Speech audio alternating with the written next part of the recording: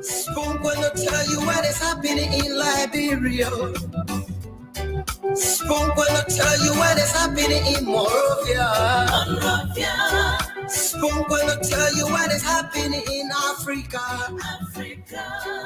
Just to spoon, you will know. If the children crying for starvation, just to spoon. You want to get a news update, my brother, to spoon. You want to know what is happening, Moravia, to spoon. Politicians want to make their decision, just to spoon. You want to know what happening in the ministry, to spoon. Yeah, to spoon. Yeah, to spoon. You from Fonjema, Maryland, to spoon. Yeah, to spoon. If you eat keep on congratulate my brother, to spoon. You got a spoon TV, you got a spoon radio, to spoon. Yeah, to spoon. What? Yeah, Rastafari. Kiribamba, kiribamba, kiribamba. Kiribamba, kiribamba, kiribamba. What I want? Yes, I do, but today. Spoon TV. Yes, I do, but today. Spoon TV. Spoon.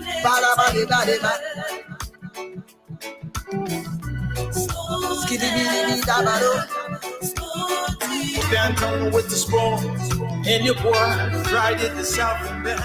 Charges on the beat. On the spoon to get your information. To the spoon to be part of our discussion. Spoon television. Spoon radio station. Welcome to the program Spoon Talk, and let me say good morning, good evening, good afternoon. It doesn't matter where you are. My name is Barrow, and I will be here tonight. This is your program, and let me say good evening from my end to Dr. Richardson. Barn, hello, good day. How you doing? Well, I'm okay, Dr. Richardson. How are you coming? I'm doing good. It's kind of rainy on my end. We've been just indoor watching TV. My husband's binge watching TV, watching all his shows that he misses during the week. So, how are you guys doing over there? Well, we are here. Liberia is okay. Following so many dramas in the country, and but the country is okay though. That's good. Yeah. I want to, before we go to you guys for the trending news, for you to tell me the drama that's happening in our country, I'd like to just welcome our audience. I'd like to welcome our listeners, people who are listening by radio. And I'd also like to welcome people who are viewing us maybe on TV or by your Facebook page or other form of social media, YouTube. We're just thankful and glad that you can join us. We promise that it's going to be a fantastic show today. Come in and listen to various opinions about what is happening in our country. We bring you the information. We ask you to think about it critically and then use it to make informed decisions about how to make Liberia, our beloved Liberia, a better place.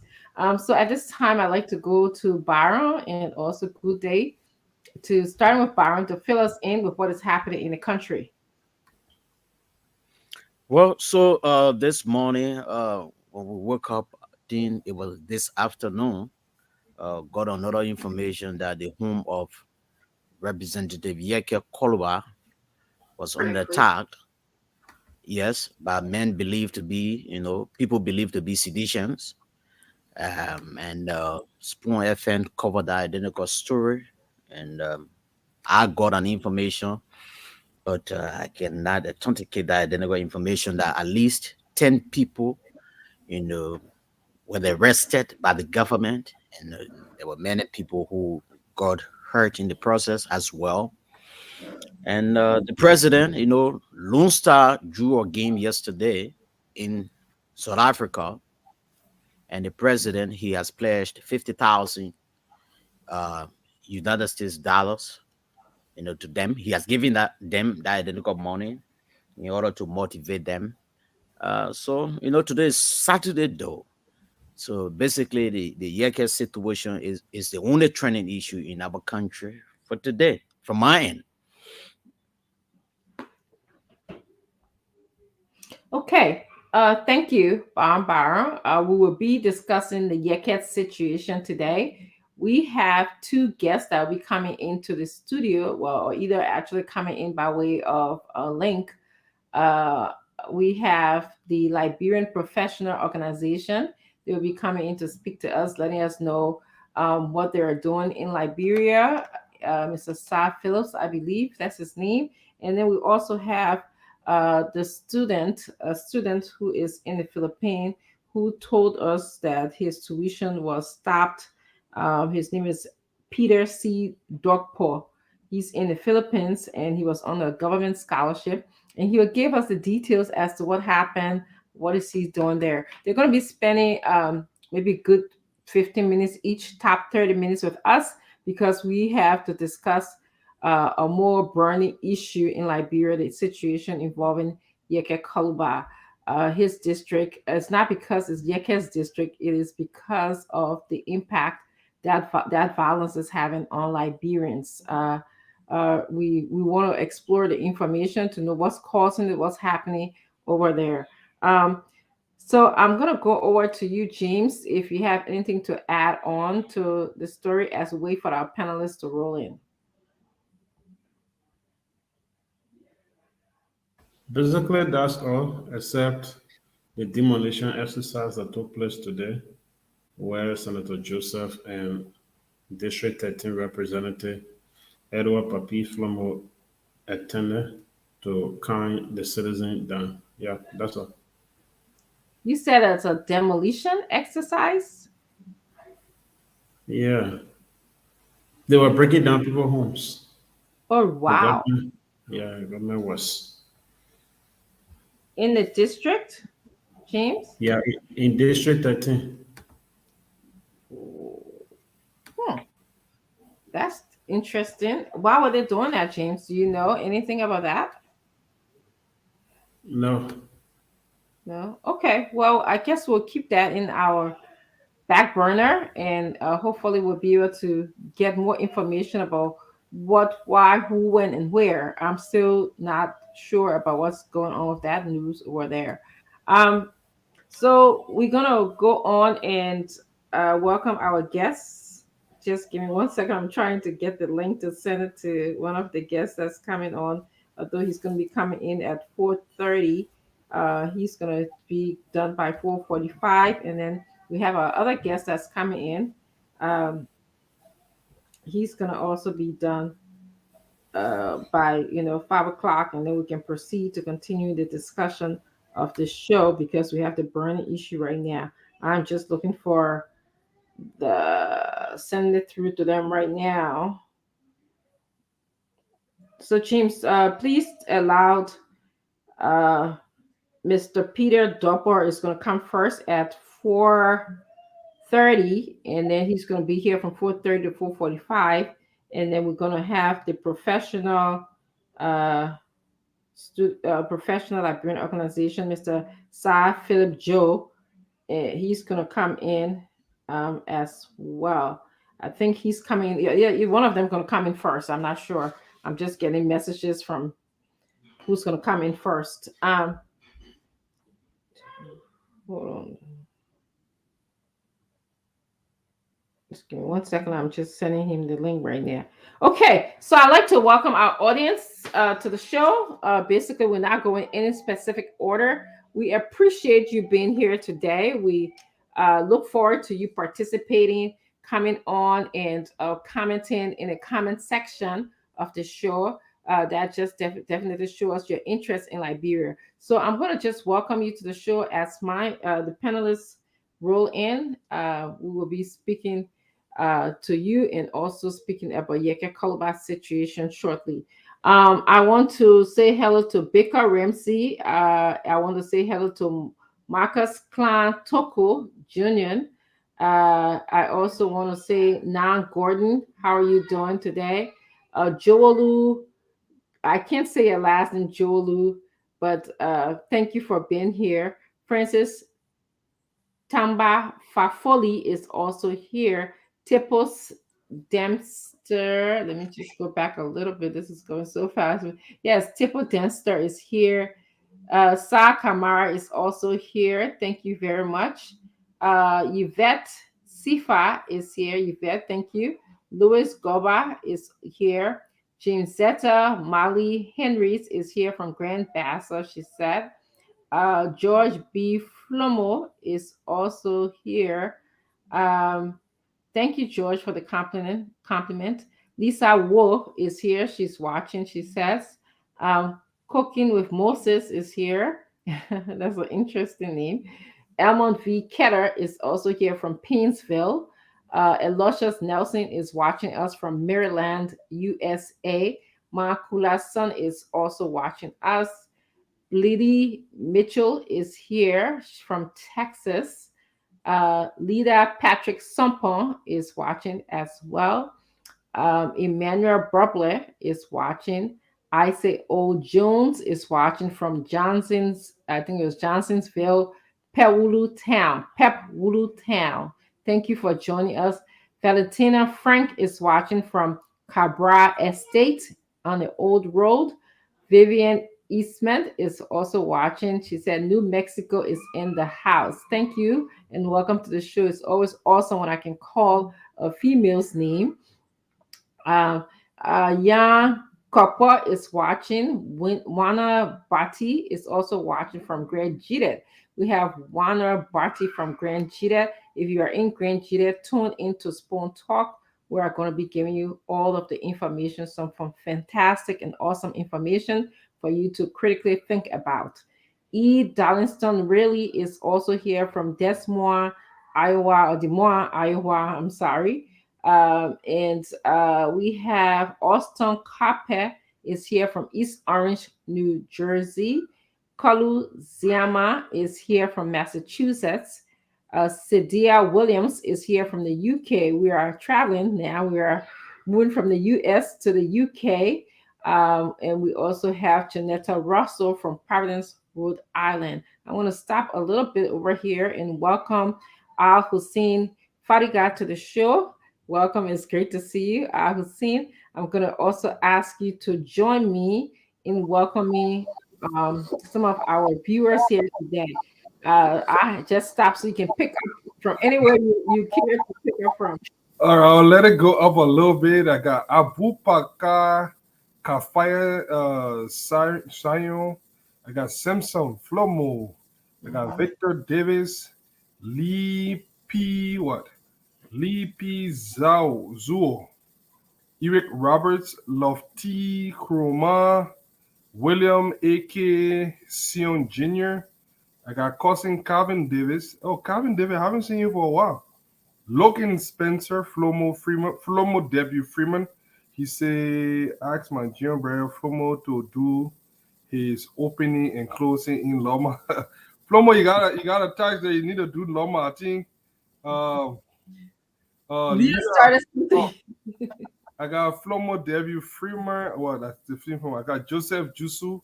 I got Tule watching from Minnesota. Tule Noden. That Noden look like from Bikeno. I got Makula's son, Felix Bosu Jr., Tinga Village, Morovia. I got Mohammed Sherry from Angola. Well, Liberia all the way in Angola. Yeah, can you imagine? I can't imagine. And they speak what, Portuguese? Yeah, I think I'm not Portuguese. sure what they speak in I Angola. think they speak Portuguese in that place. Yes. Ambassador Isaac Mitchell, Supu the third, Chief Baron, comfortable seated to push logic. All right, Barry got a fan there. I got Mhm. Levi Wilson Sr. monitoring the show from Trenton, New Jersey. Mhm. I got Siaman Preston Peyono, Greensville, Sano County. Well, we got Sano in the house. Benedict, Colo Sano. Is that the Benedict Sano? Well, UAE Dubai.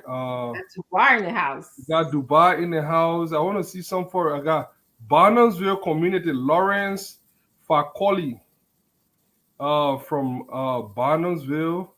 I got Lady Bird Holder. Mhm. That's from Old Road. Man, one of the good things I like about this team, we got the entire Liberia on like that. North, south, east, west. Everybody on like that. Around the world. I got George Flomo. You are how are you doing? Well, George, yeah, George Flomo. Uh, I got Levi Harris, Mhm. Richard Dix Yes, from ambassador. Nashville, Tennessee. Yes, that's the former uh, Liberian ambassador to the U.S. Oh, She was I the one keep that saying, I keep missing. I remember. Sorry, she. Ambassador Dix. I'm so sorry. That title doesn't leave Yes. you even if you leave Ambassador Dix from Nashville, Tennessee. I'll always remember that. And we're Uh, gonna stop. We're gonna stop there so we yes, can go on to the show. But just a little historical fact about Ambassador Dix. Remember when the embassy got burned down in Washington D.C.? It was nasty. Nobody wanted to go there. It wasn't even functioning. It was during her era that she was able yes, to help renovate and yes, bring it yes. back to par. So that she holds a special place in my heart in terms of what people can do for Liberia. Yeah, I always see her name here. Sorry, I remember that name now. Yes. I'm hearing echo. I don't know where it's coming from, but that's okay. I understand that our first guest, Al Hussein, is in the back. It's going to be the student coming in. The student is from the Philippines. We have some pressing and burning issue coming on, so I asked him to come in. We'll take care of them until 5 o'clock and then go straight into Yeke's story because that is so important. The United States Embassy put a travel advisory notice that tells us how dangerous it is when we have an international country advising about what is happening in our country, Liberia. Even though we know that it's bad, when you have people burning tires, fires in the streets. I think you did post some pictures in the chat room. I saw them. It's horrible. Very concerning. Very, very concerning. So I want to get our Hopefully, viewer. are we having Yeke on today? It would be nice, but I don't know if he's able to, given everything that's I happening. know Yeke. If he has the time, he Yes, always lucky. So I know he will call. So yes. So yes. I'm gonna ask James to reach out to Yeke if he can. And Yeke, if you're listening, just know that we are concerned about you. We are worried about you. You can join us and give us an update on what is happening in your district. We're very concerned about what we saw today. So I will ask James or Bar, one of you guys, if you guys can reach out to Yeke and let him know to please join us somewhat around 5:15 to just let us know what's going on. So we have this student who is in the Philippines, and Mr. Peter C. Doppler, he's here. He's going to tell us who he is, how he got there, and how his story relates to the struggles of Liberian students around the world, and perhaps even the struggle of education. So, Mr. Peter C. Dokpor, thank Junior. I'm sorry, Peter C. Dokpor. I hope I'm pronouncing your last name right, Junior. I love your African attire. You look very sharp today. Thank you for joining us. I know you are in the Philippines. Do you want to introduce yourself to Liberians around the world, and then tell us again a little bit about what your concerns and issues are, and maybe we'll ask you one or two questions. So, Peter, the floor is yours. We can't hear you. Can you unmute yourself, Peter? Thank you.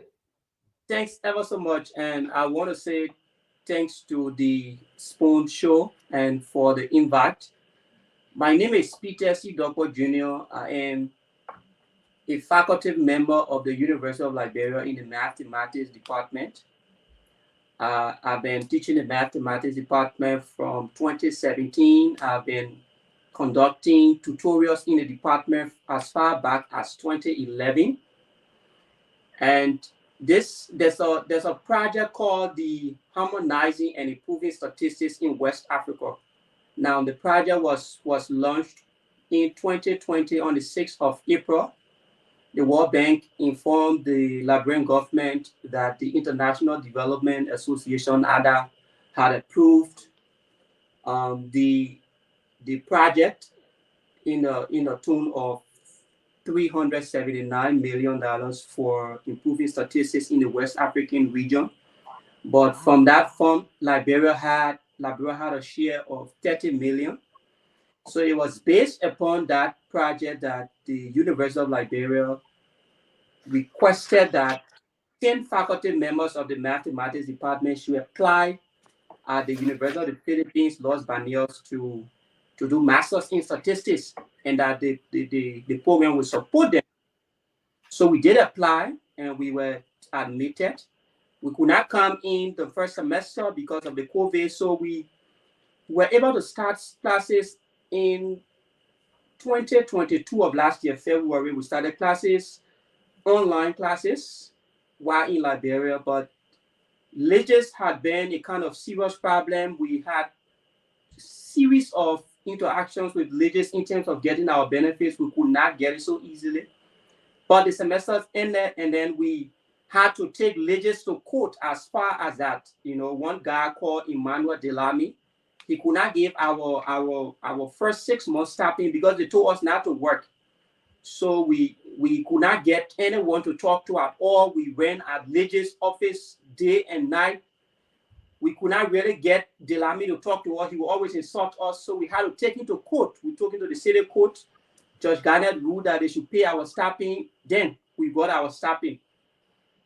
So the second semester started, which was last year, September. We had to come to the Philippines because the Philippines informed the project that they are now open to face-to-face. So the students should now come in.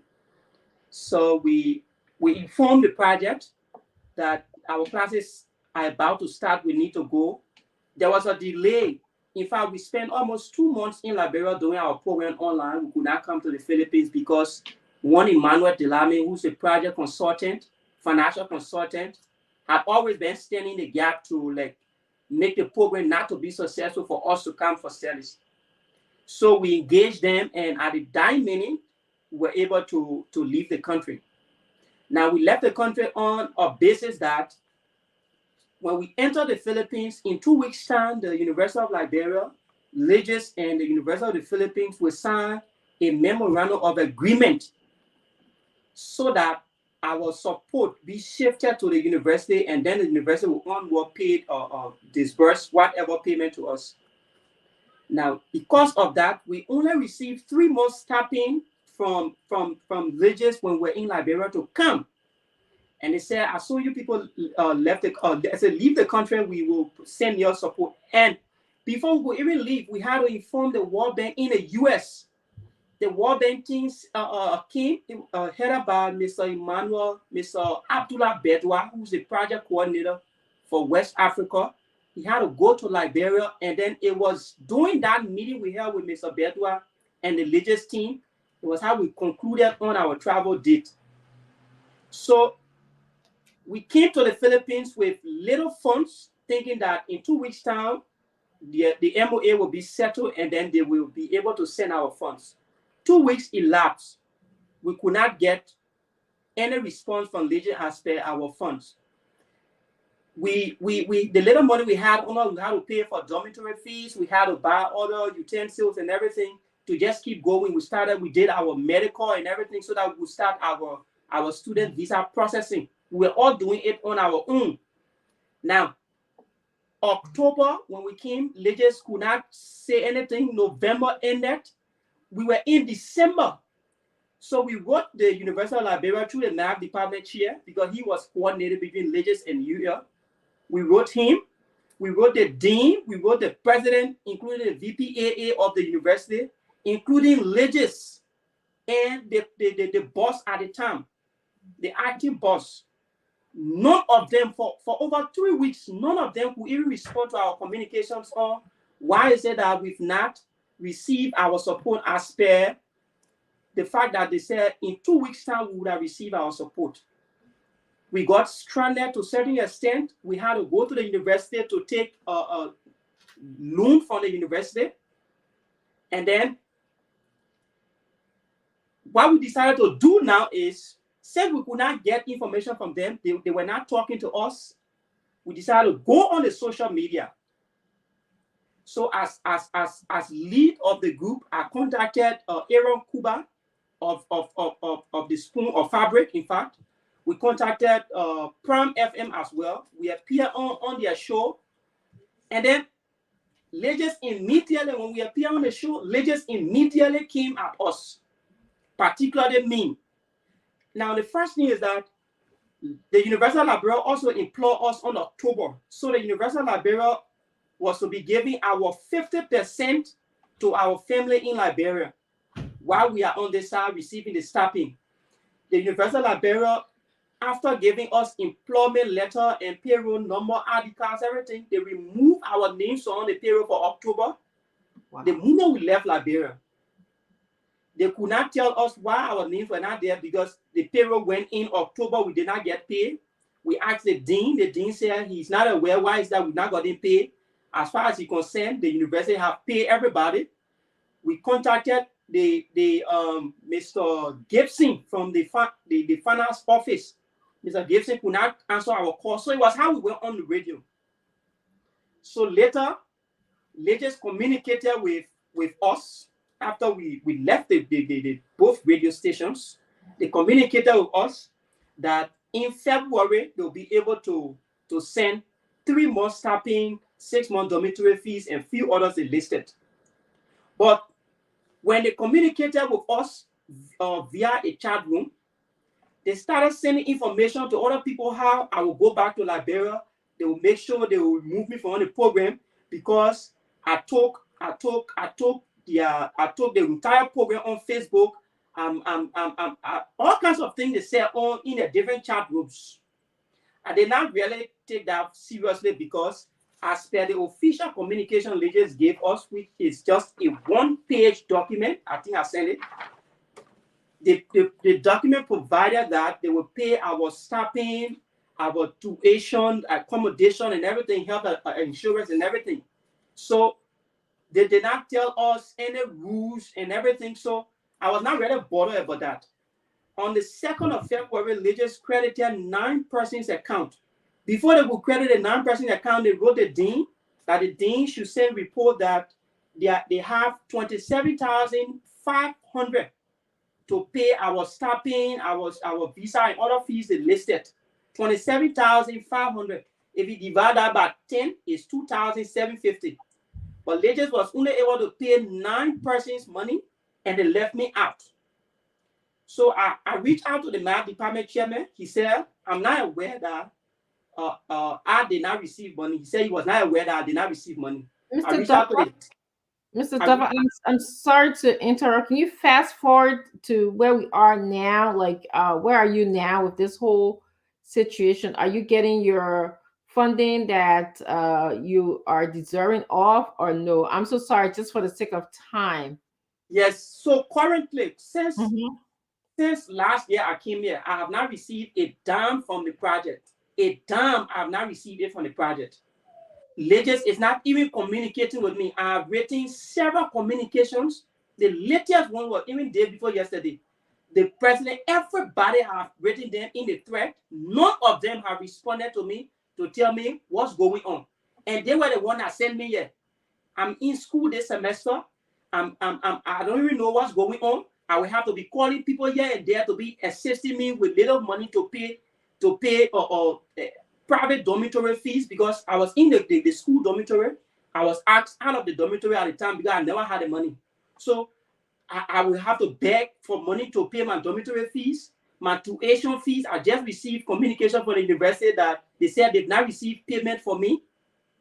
I asked the girl, I said, but I'm on the scholarship. She said, Legis, we just communicated with Legis. Legis had not communicated back to us as to whether you are still on the program, because they told us initially that we should not take you in the scholarship listing. Okay. And Legis is not communicating with me. All right. I'm first of all very sorry to hear your narrative or what has happened to you. I have a few questions, but I'm gonna let Al-Hussein ask you a few questions, and then I'll get back to you. Al? Yeah, so I mean, it's unfortunate what we're going through, especially with our nation is brain drain already. You being an educator, but I don't know. A couple of questions come. I want for just people that don't know. Mm-hmm. 10 of you left. Mm-hmm. The 10 of you are there, right? Yes. Are the other guys receiving their stipend? If I'm understanding right. The other guys on the 2nd of February received $2,750 each. Each of them received $2,750. And how much are they supposed to be paying you guys? Did you guys agree on? No, the $2,750 has to do with 3 months stipend. They pay $500 per month for stipend. 3 months stipend, 6 months dormitory fees. They also pay for 6 months of into numbers. Visa fees. Huh?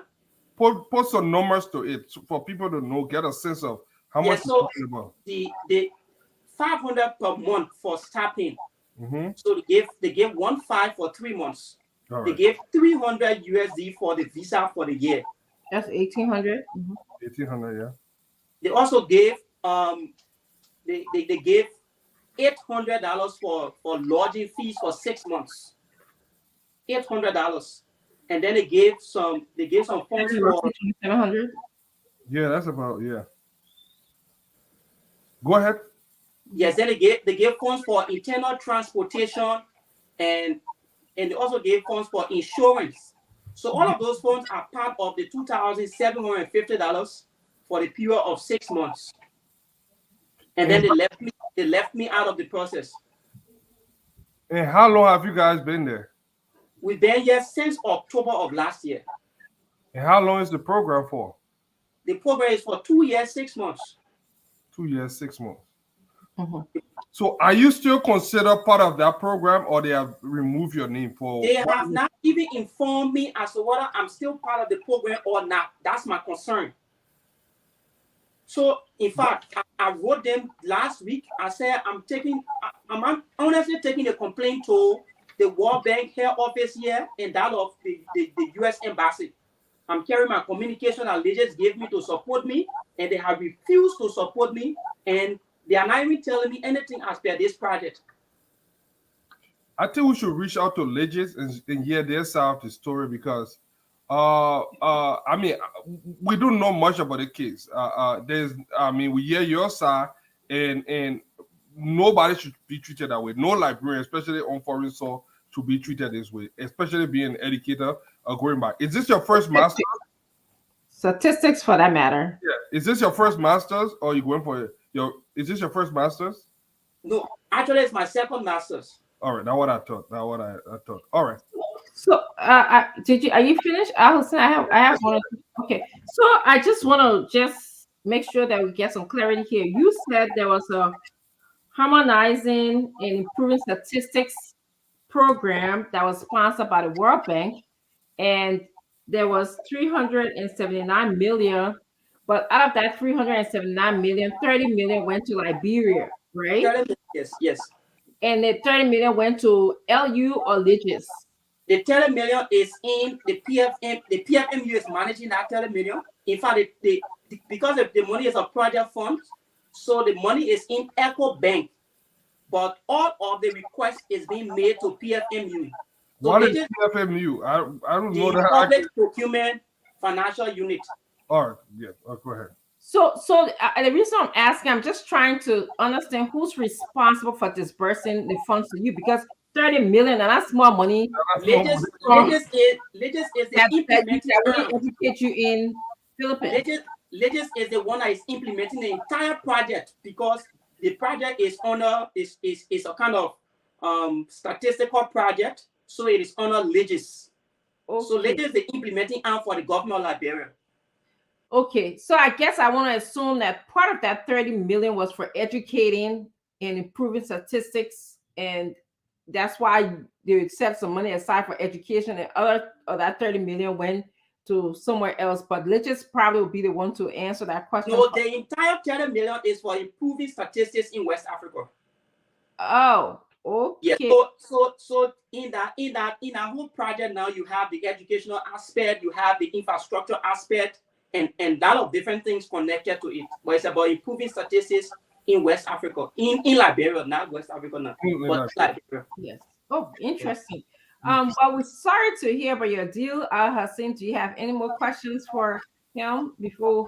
Well, we got a lot of people. I think you sent me some documents and some pictures. I think what we could do now. I mean, he was very explicit. I think we can reach out to Leches and see what they would say, and thousands of people around the country listening. It's unfortunate. No Liberian should even go through this. We should be able to protect our citizens no matter where they are in America. When one American is touched anywhere, they go there, they send army, they send people. But one Liberian, especially an educator for that matter, is being almost held hostage in a foreign land. I think we should keep knocking on the government. I think. And right now, I was seeing right now my visa expired on the 24th of March, which was this gone time. So right now, I do not have an active visa. I should be extending my visa, my tourist visa, before processing my student visa. I don't have money right now. Is that the $300? Another $300? Is it for the extension? I will pay around $70 for the extension. All right, well, before going to pay the $300 for the student visa. I don't have money now. My rent expired at the end of this month. Too many things. I don't have money. I don't know what the university not paying you anymore. The university since last year, when we talk, they pay our US dollars for October, November, and December. They have not paid the Liberian dollars. They did not pay us for January, for February. We've not gotten paid. So if the university was even paying me, I would have been managing with that money. But the university is not paying, and they are not even informing us. Why is it that they've not been paying us? We get payroll numbers, everything. And you guys are still in the employer, right? We still in the employer, fully employed, with ID cards and payroll numbers. That's it. That's the thing about it. You can get payroll number and then you are not getting paid. Do you believe that somebody is taking that money? What's the rule? At first, we overheard that our names were not included on the payroll for last year because it was the middle part of the year or almost the ending part of the year. So effectively, we would have been included into the payroll as of January of 2023. But since then, January salary went to the banks. We did not receive. February salaries we did not receive. We in March again, and they are not communicating with us to tell us what's going on. Wow, we're sorry to hear you. Our little salaries are the only one our family depending on in Liberia to manage. So the thing is, at both hands, a problem, a serious problem. Yeah. So, Mr. Peter, go ahead. How much do they owe you now? Just so we can have something to work with here. Currently, they owe for the money that they did not pay, which is the $2,750. They did not pay me. That's why they owe me now. Because as of next month, it means that I will have to give my remaining stipends and other benefit money. Wow. And they're not even communicating with me. $2,000, $2,700. That's what we're talking about. $2,750, yes, US dollars. Yeah, man. Yeah, 2,000. Come on, man. Mm-hmm. I'm telling you. We'll keep knocking on some doors. Hopefully we have you will hear for this soon. They don't let bad news.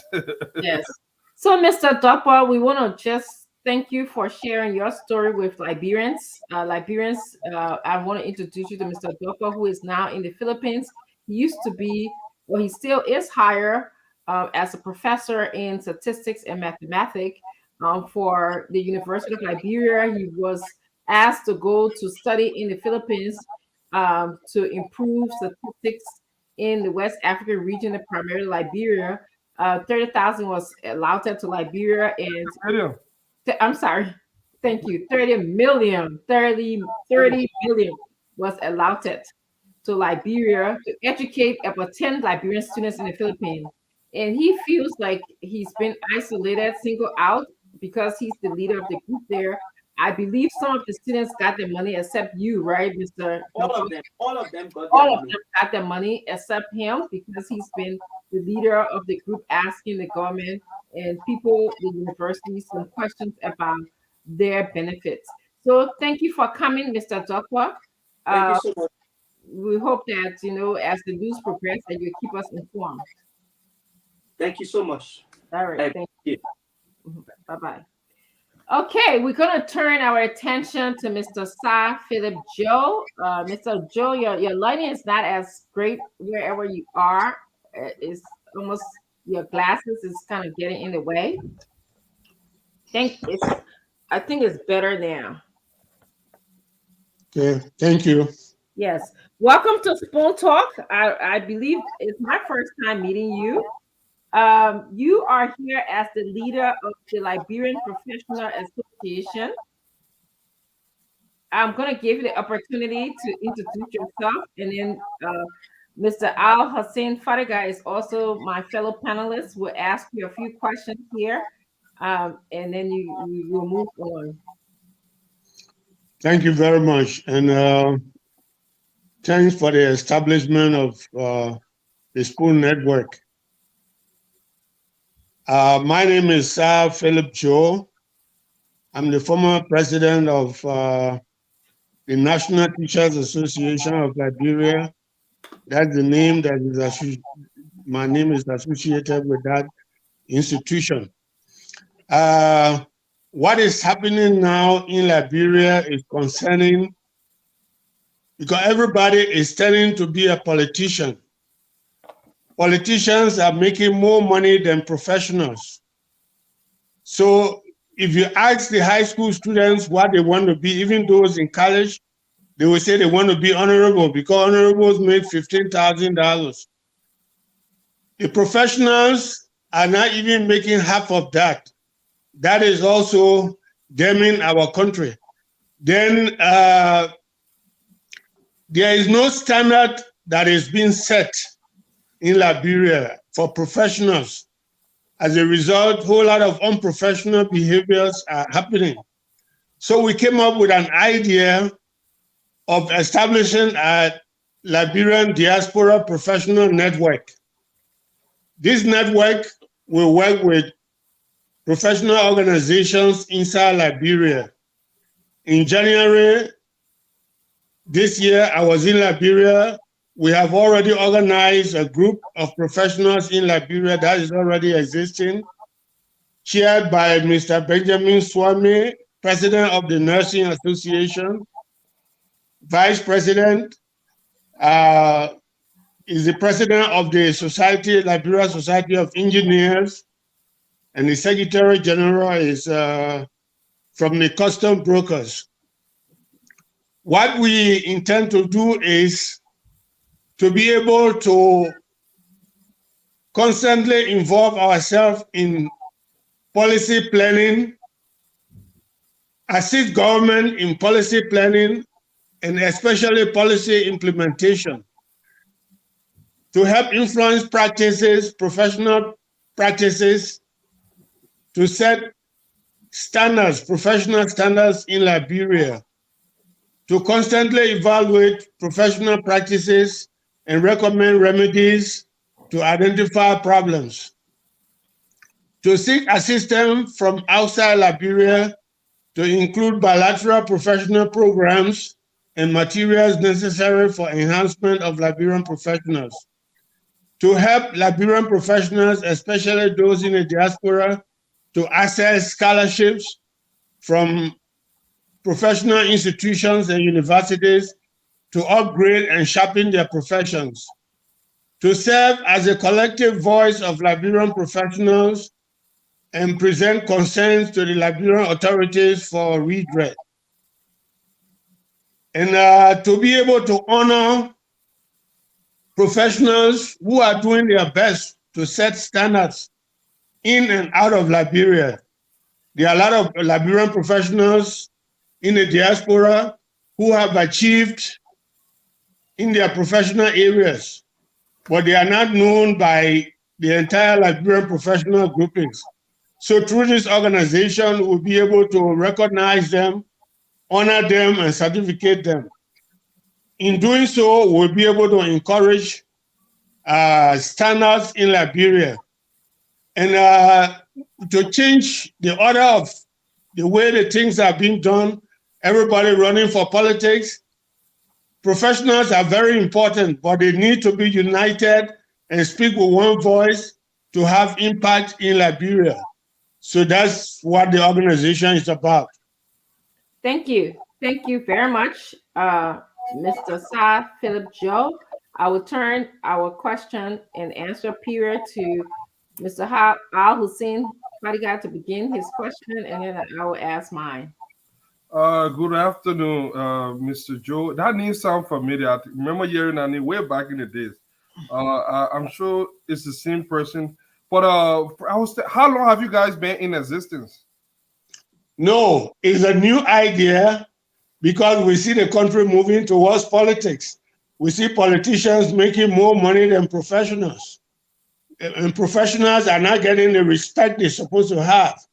So we thought it wise that we should unite ourselves first in the diaspora, then inside Liberia, to be able, we don't care who becomes president, whoever is the president, we'll work with them, but we'll be able to influence policies, especially during the policy implementation, because politicians plan the policy and they push it down to professionals, and professionals are the one who implement the policy. So we will be able to influence that. Mr. Joe, this is a very good initiative. But if you look at Liberia right now, our professionals are driven by politics. People get jobs based on party affiliation, and I'm sure those are some of the things you're trying to curtail. But how are you going to make this work, knowing fully well that our system is run based on politics? That we have a CDC government right now. Majority of the people are partisan. How will you navigate the partisan side, and how will you stay away from that and be more professional? How do you intend to make that work? First and foremost, the network will be non-political party based. It won't be supporting any political party. And the member organizations likewise would not support any political party. Secondly, the diaspora professionals will work along with professional organizations like, for example, in the United States, the Nursing Association, Liberian Nurses here organization will work with American nurses and to be able to sharpen their skills. When we know that government is not cooperating with Liberian professionals, we will contact the international community because the international community had influence over affairs in Liberia. So that's how we do things. Are you going to be seeking employment with the job, or are you just going to serve as consultant? No. I mean, members of the organization. Yeah, the benefit of being a member of Liberian professionals in the diaspora will be we will liaise with employment agencies here for those who are completing college and looking for jobs. You know, even those who want to change their jobs, or those who are getting additional degrees, you know, they will be able to be identified and employed. And in Liberia, we will leave the employment with the Liberian government and institutions. We will just be able to set standards in Liberia. Another problem that we found has become prevalent in Liberia is this fake credential. A lot of people here come out that a lot of our people, even now in government, have questionable credentials. Part of your standard, would that be verifying some of those credentials? Of course. That's why we say we honor people. Before you honor people, you got to evaluate them. And evaluation means looking at their credentials, to see how genuine they are by contacting the institution they graduated from or they work in. If they get promotion, then we ask the institution they're working in how they manage to get a promotion and what have you, and honor them because they are contributing towards a better Liberia. So we will do that. Is this going to be extended to locals or just only diaspora, people in the diaspora? No, we have two organizations. In Liberia, we have Liberian Professional Network, which is already in the making. I told you it's chaired by Mr. Benjamin Swami, the president of the Nursing Association. Yeah. And vice president, the president of the Society of Engineers. You know, so it's already existing. They have a network already working there. Now, the diaspora registration will start at the end of April. Organizations are already existing here, like the journalists. If they have law enforcement, they have nurses, they have teachers, professors, you know, will become members. That is by registering free on the website. And not only in America, we already got a point person in Australia. We got a point person in Europe. So they all of them will register for free, you know, with their organizations as members of the Liberian Professional Diaspora Network. Well, yes. Can I just ask this last question and then you can go. Like every organization, I mean, funding is, we definitely need funding. How do you intend to fund this? Are there going to be membership fee? I know you said registration is fee, but in the long term, would there be membership fee? Would there be dues? Would there, I don't know. How do you guys intend to run this organization? Well, I am aware of our problem with accountability in Liberia.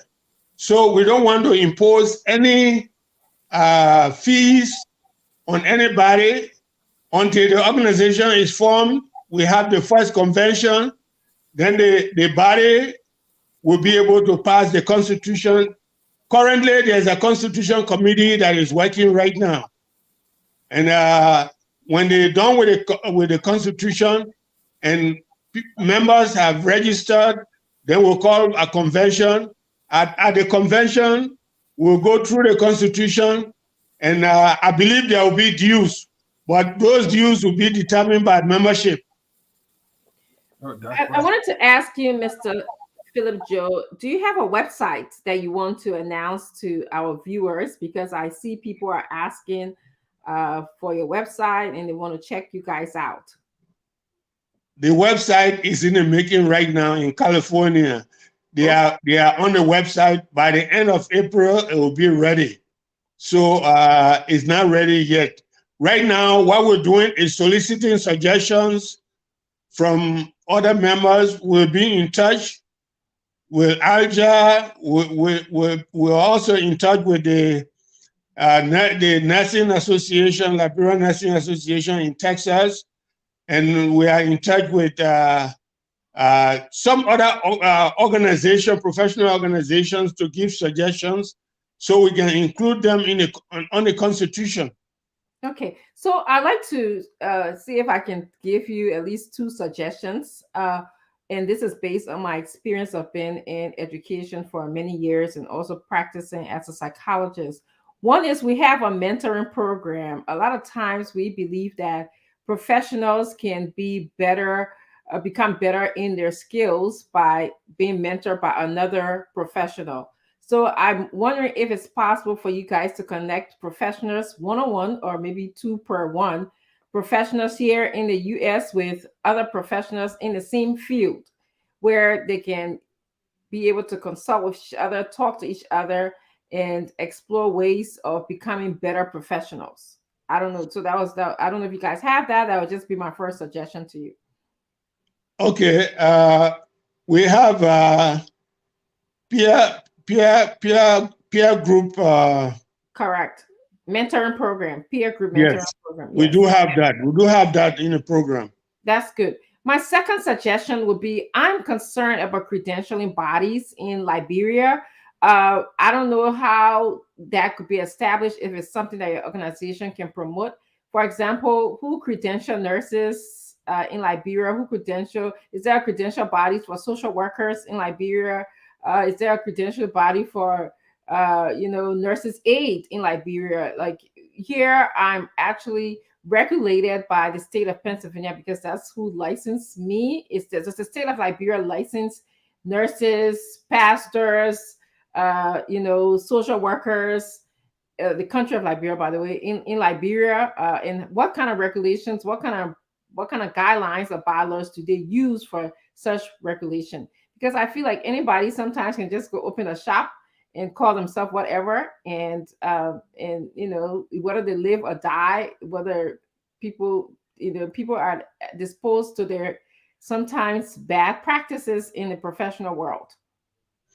Yeah, when we talk about standard setting, it goes not only to preparing and mentoring peer group, but also the licensure and certification of members.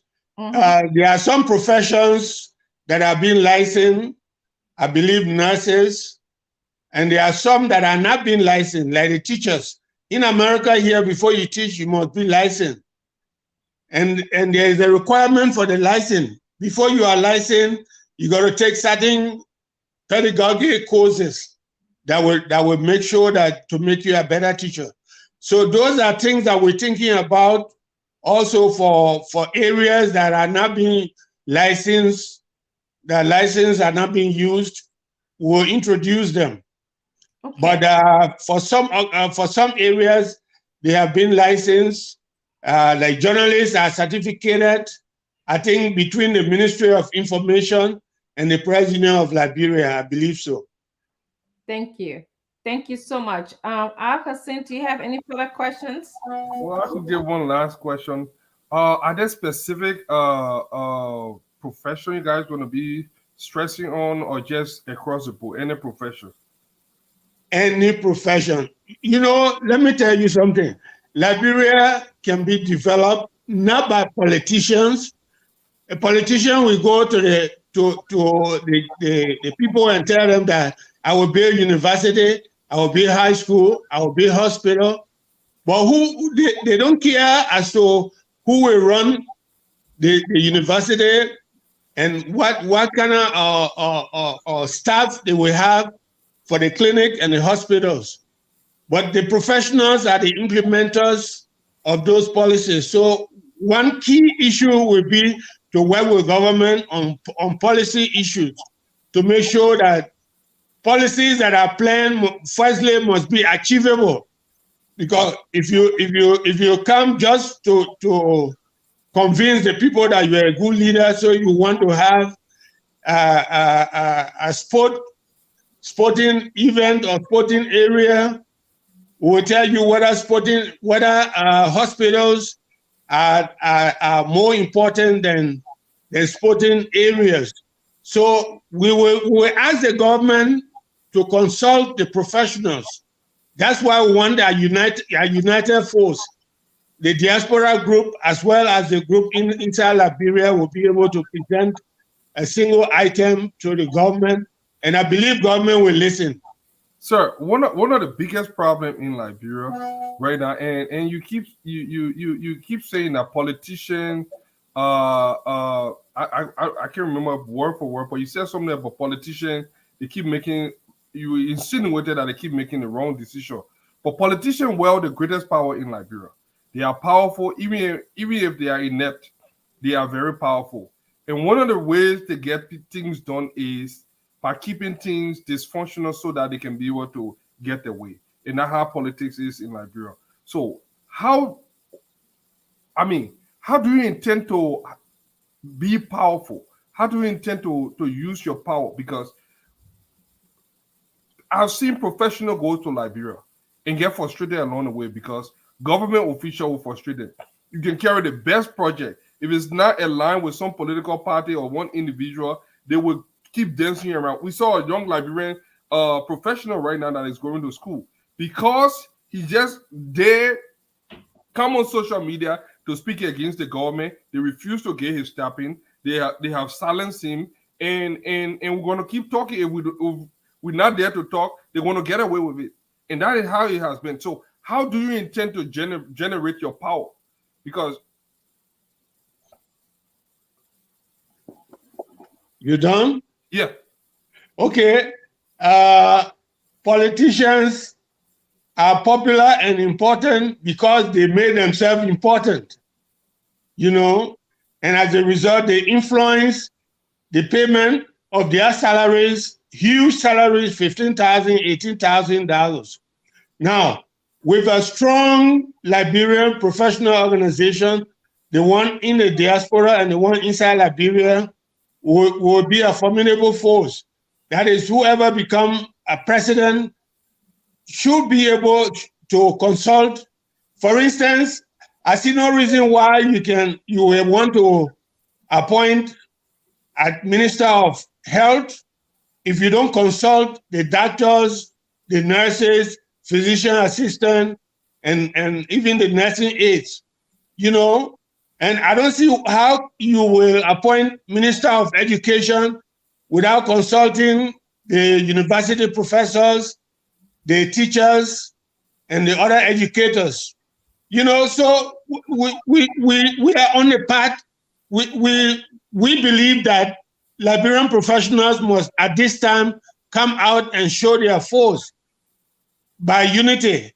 If they are united, if Liberian professionals are united in Liberia, they will have influence with government. You know, like I said, if government is not listening, or any government or any president that refuses to listen, will get involved with the international community. You know, they have a lot of respect for professionals. And never mind, you say you heard my name before. The name was not important before 80. I was president of teachers around 1980, going onwards to 87, 88. You ask anybody who was in Liberia at that time, they know the name Sir Philip Joe.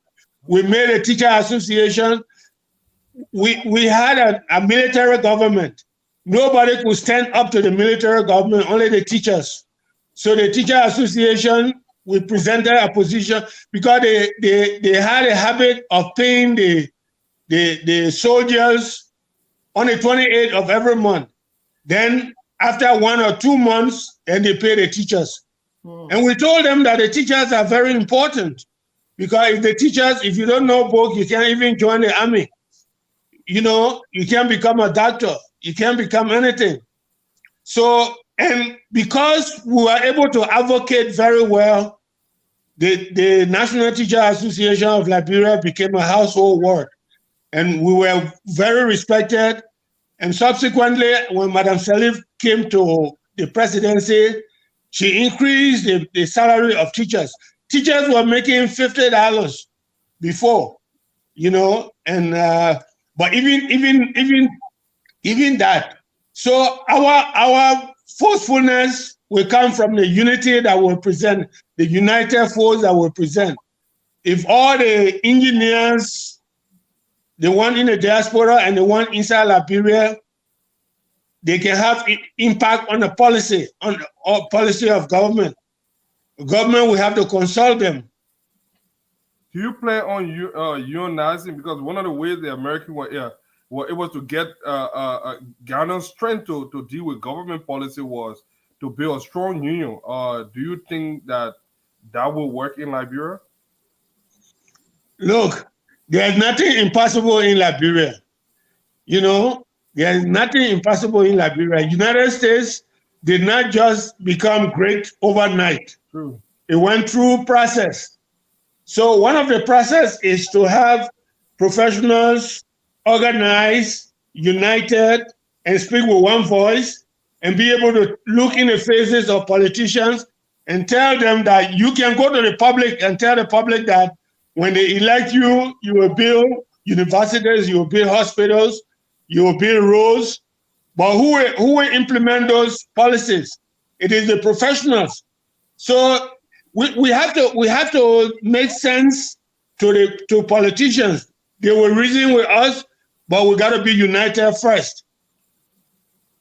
Okay. Thank you so All much. right. Thank you so much, Mr. Sir Philip Joe, for being here today. We'll welcome you back to update us on the developments that occur in your organization. But thank you so much for coming here to speak to the Liberian people. I look forward to seeing you again. Thank you. Thank you very much. Thank you very much. Yes. Bye-bye. Well, Hussein Fadiga, here we are. I see that Honorable Yeke Koluba, representative, just came in. I also see that Colonel Remy Gray also came in. Um, I wanted to start off by how we typically start off the show by letting you guys tell us, spending the next 2 minutes telling us what is on your mind. And I'll always, as usual, be the last to go. What is on your mind as Yeke Koluba prepares to come on to the show to tell us what is happening in his district? And then we're going to have that discussion later on as well. So I'll start with you, Al Hussein. What is on your mind? 2 minutes, and then we'll go Oh, to so Mr. many things on my mind. Man, Liberia on my mind, actually. Liberia, everything that is going on in Liberia on my mind. Before coming on the show, I usually, early in the morning, one of my, I call him my hero, Dr. Miles Moreau. I listen to his sermon almost every morning and I go over his clips. And this one is a popular sermon. And he was doing a leadership seminar. And he came to this point, he said, woe unto a land where the slaves become the king. And he broke it down. People have different interpretation, like, oh, you want people to remain poor and something. But what he actually meant was, be careful who you give power to. Sometimes people that come to power with a bunch of baggage from the past, they tend to suppress not those that are already ahead, but those that are already down, that they left down. And I think that is what we are seeing in Liberia. We are the violent. These are people. Look, the 6 year came too soon. People, when they have power, they tend to abuse it. 6 years have gone, and these guys that are in power now will do everything to jealously protect it. And if we are not mindful, people will think that, oh, you're crying wolf. If we are not mindful, this can lead to a genocide. We could wake up with one morning with mass killing going on around that country because these guys keep pushing the limit. What we are seeing right now, a group of people that woke up overnight and they have access to millions of dollars. They are flying private jet, buying homes around the country, spending money, buying up the whole country, and spending millions of dollars that they did not have 6 years ago. Even 20,000 they didn't have before I say 50. So they are doing everything. And when I don't want to delve into Honorable Yeke because I have my thought on what I'm going to say concerning his situation. So when I listen to Dr. Monroe today, when you say woe unto a land, if you look at Liberia right now, it doesn't mean that people at the bottom shouldn't rise to the top, but people have to be very careful who you give leadership to. Yes, thank who you. you give power to, because that power, people do know how to use power. Not everybody knows how to use power. We see in this abuse of power because these are people that feel abused, let down, and this is the only way they know how to feel good about themselves, by suppressing other people. The cycle of oppression, we call it. Yeah. So this is what we have. So Thank how do we eradicate that? I have some thought on that. We'll be sharing that. All right.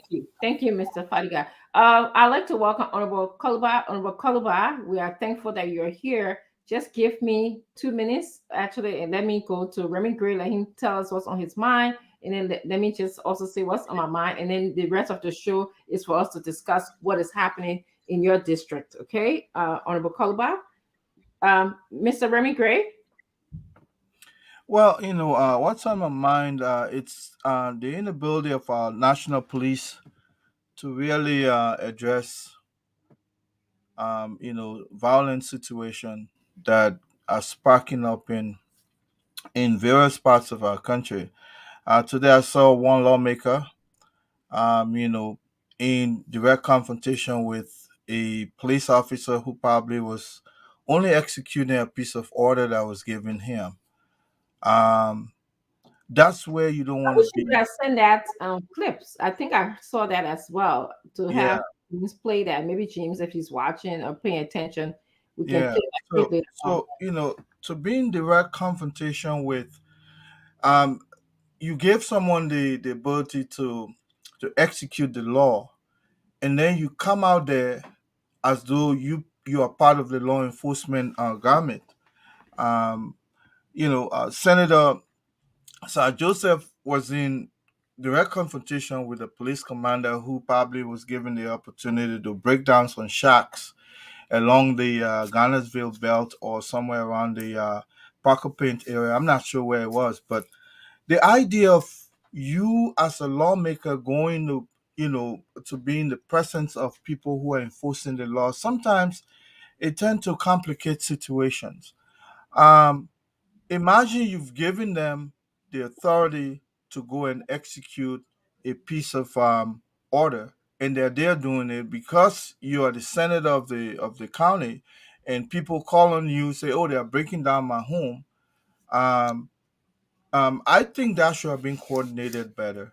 But that's one day, and then I see also those same kinds of attitude being shown around on the old road where um, probably the Honorable Yake lives. But increasingly, we're seeing this lawlessness, this battle, and for some of us, it strikes a reminder of what was the past that we don't want to even look into, and it's scary. In my opinion, it's very frightening. Thank you. And as soon as I say what I have to say, we're going to go over to Honorable Yeke Kolba to tell us what is going on in his district to sort of address what you are also kind of concerned about, kind of Remigrate, which is some of the security issue. My concern today, what is on my mind is where's the president? I'm sure he's somewhere, physically he's at a location, but I'm asking a rhetorical question to Liberians. Many things have happened in the past couple of weeks, and I have not heard the president say boo. Okay. And it concerns me because is this the behavior? Is this an acceptable behavior of a leader of a country? Is this the kind of behavior that we expect from our leaders? We have had issues with the census. I didn't hear the president say boo. We have had the voters registrations process that is going on right now. We see that it's going slow. People have some concerns. These are all national issues that could lead to a prosperous democracy. The president has not said boo.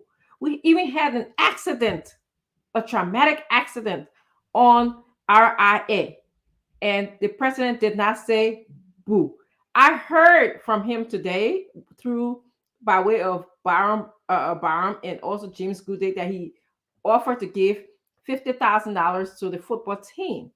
So, what message are we sending to Liberians when we are only responding to things that relates to football, or should we be responding to things that are just as traumatic for Liberians, such as the incident that Honorable Koluba is going through? We have a whole sitting representative that is complaining and complaining about his district being, brutalized, and yet and still we have not heard boo from our president. So this is what's on my mind. Where is the president? Lastly, we heard he traveled to the United States, and there will be a report, I'm sure, but you would think that will at least get some kind of feedback or some kind of a release on what our president was doing here in the United States. We didn't even hear, we didn't see anything, and he has not said boo to the Liberian people. So that is what's on my mind. Where is the president? Honorable Yeke Koluba, we want to turn our attention to you at this point. How are you, by the way? I'm concerned. I'm really worried about you. How are you? I'm okay. I'm doing very good by the help of God, through the prayers of my supporters, the people in the district and the Liberian people. I want to appreciate them for their prayers. That making me strong to speak for the Liberian people. Let me appreciate the Muslim community, the Christian community, everybody that are praying for me every day. And let me say good evening to my supporters in and around the world. Let me say good evening to the poor of District number 10 and good evening to the poor of Mosorado County. Dr. Richardson, let me say good evening to you, Paul, too. Go ahead. Okay. We have been in this for the past 4 days. I'm sorry, Honorable Yeke Kalwa. Sorry to interrupt you just quickly. I just want to welcome Mr. Warsi to the show. He just came in. I just wanted to make sure that he knows that he's also here with us today. Go ahead, Mr. Kalwa. We've been in this for the past 4 days.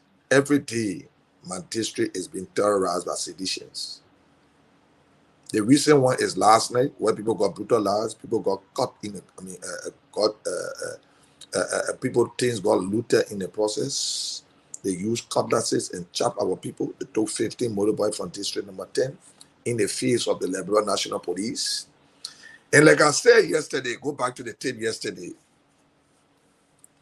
When I was closing, I said the youth wing chair of CDC said he was coming in district number 10 to register. You are going to be bringing up to 2,000 to 3,000 people behind him. It happened today.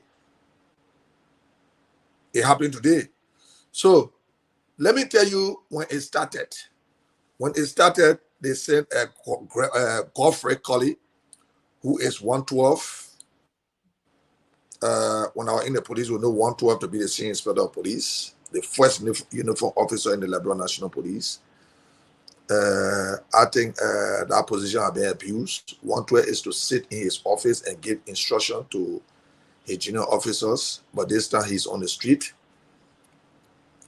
Dr. Richard, it'll be surprising to you people to know that today, when they were on the scene, when those guys started to come, 102 called Godfrey Colley, 102 called Godfrey Colley, and the instruction 102 gave them was, anybody that would disrupt the peace should be arrested.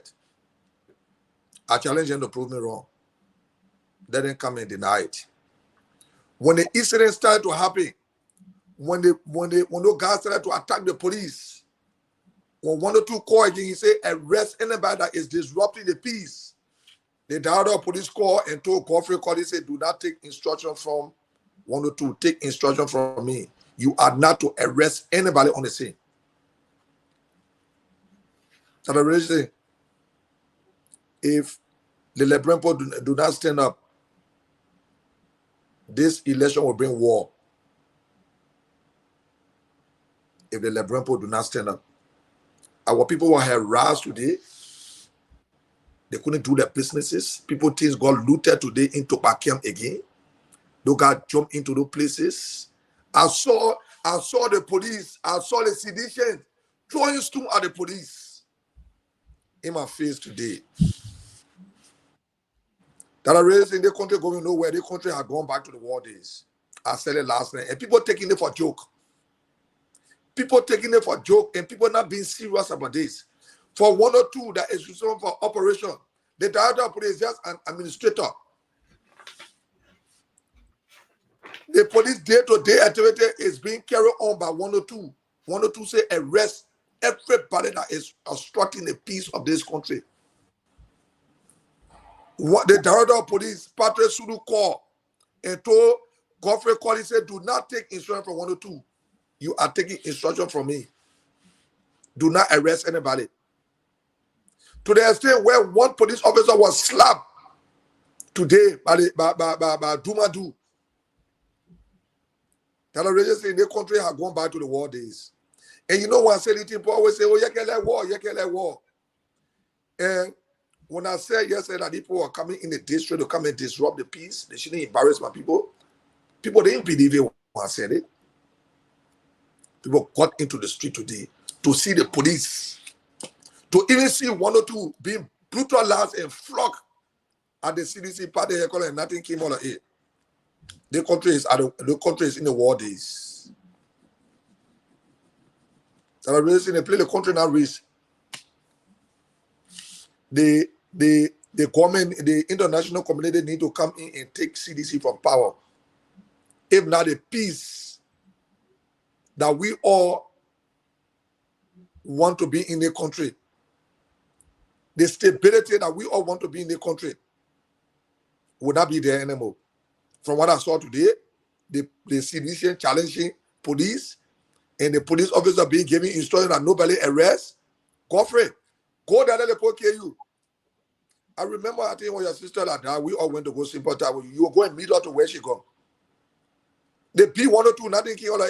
You get people throwing stone at you and they telling you, say, don't arrest. That I'm just saying to all of you people on the show, if we don't be careful, war will come back in this country. And I continue to say this from what I am seeing. People carrying on, people brutalizing people, and the government can do nothing about it. The police cannot do nothing about it. The citizens got out today and got in the street. That's the example of what coming to happen. The power is inherent in the people. And the people will take the power back from Ambassador Weah. We are reaching the point. And people sitting and laughing. Maybe the only time people get serious when somebody die, that when the international community will come in. Are we far from somebody being killed or somebody being dead? No, we are not far. We are in there already. From what happened today, we are in the war days. Our people can't live in peace anymore. Our people cannot live in peace anymore because they say Yeke will win the election. So Lord, disrupt the peace of district number 10 so the people cannot go and register. Wow. No. If we get 15 days for Montserrat County, district number 10 will have to reach your 20 days. Then the people keep disrupting the peace. At that point, we will disrupt the peace for them. We have to disrupt the peace for them. Because we have been marginalized, we have been disrupted, we have been harassed, we have been intimidated by these people, and nothing has been done in the face of the international community. And I really say too much. We have been pushed to the wall. And we can pass the wall. We have to come back. Thank you, Honorable Yeke. You said a lot. I'm going to turn our attention now to our panelists.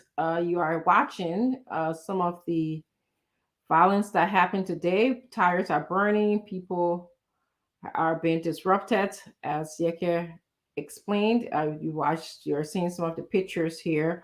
If you're watching right now or listening, you are watching Spoon Talk. Please share the show. Please join us in the comment section. Tell us your thoughts. I'm going to start our question period with Mr. Fadiga. Mr. Fadiga, do you have any questions for Honorable Yeke Koluba?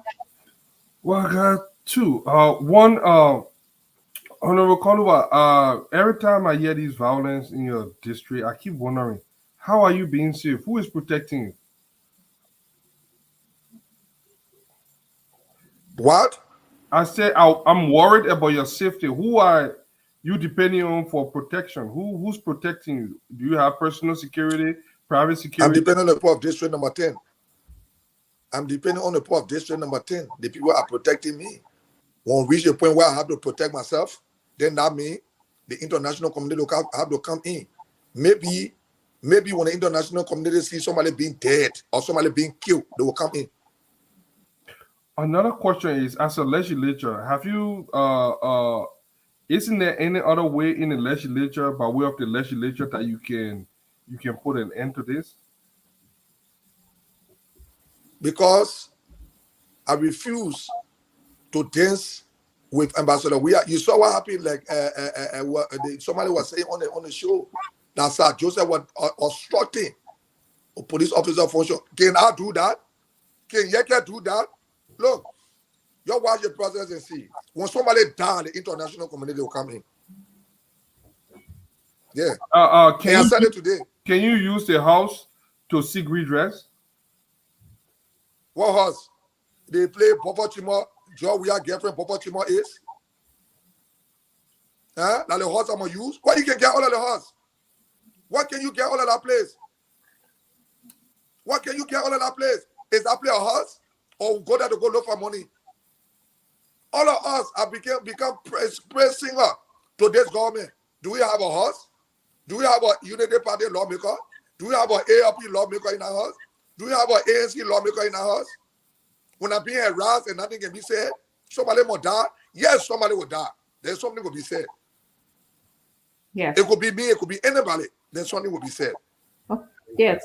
Honorable Yeke Koloba, thank you for making the point about your colleagues that you work with. But I think we can have this conversation without using description of whose boyfriend or girlfriend I'll take it back. Thank you very much. I'll take it back. I'll take it back. After on my platform, I'll take it back. Thank you very much. Colonel Gray, could you please ask your 2 questions?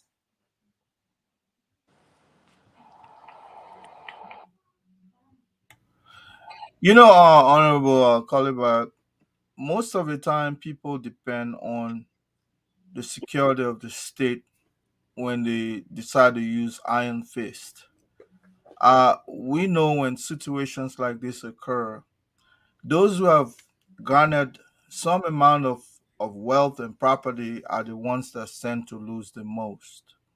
And if you look, most of the folks who are the big shot today in Liberia were people 5 years ago who could not afford, as Al said.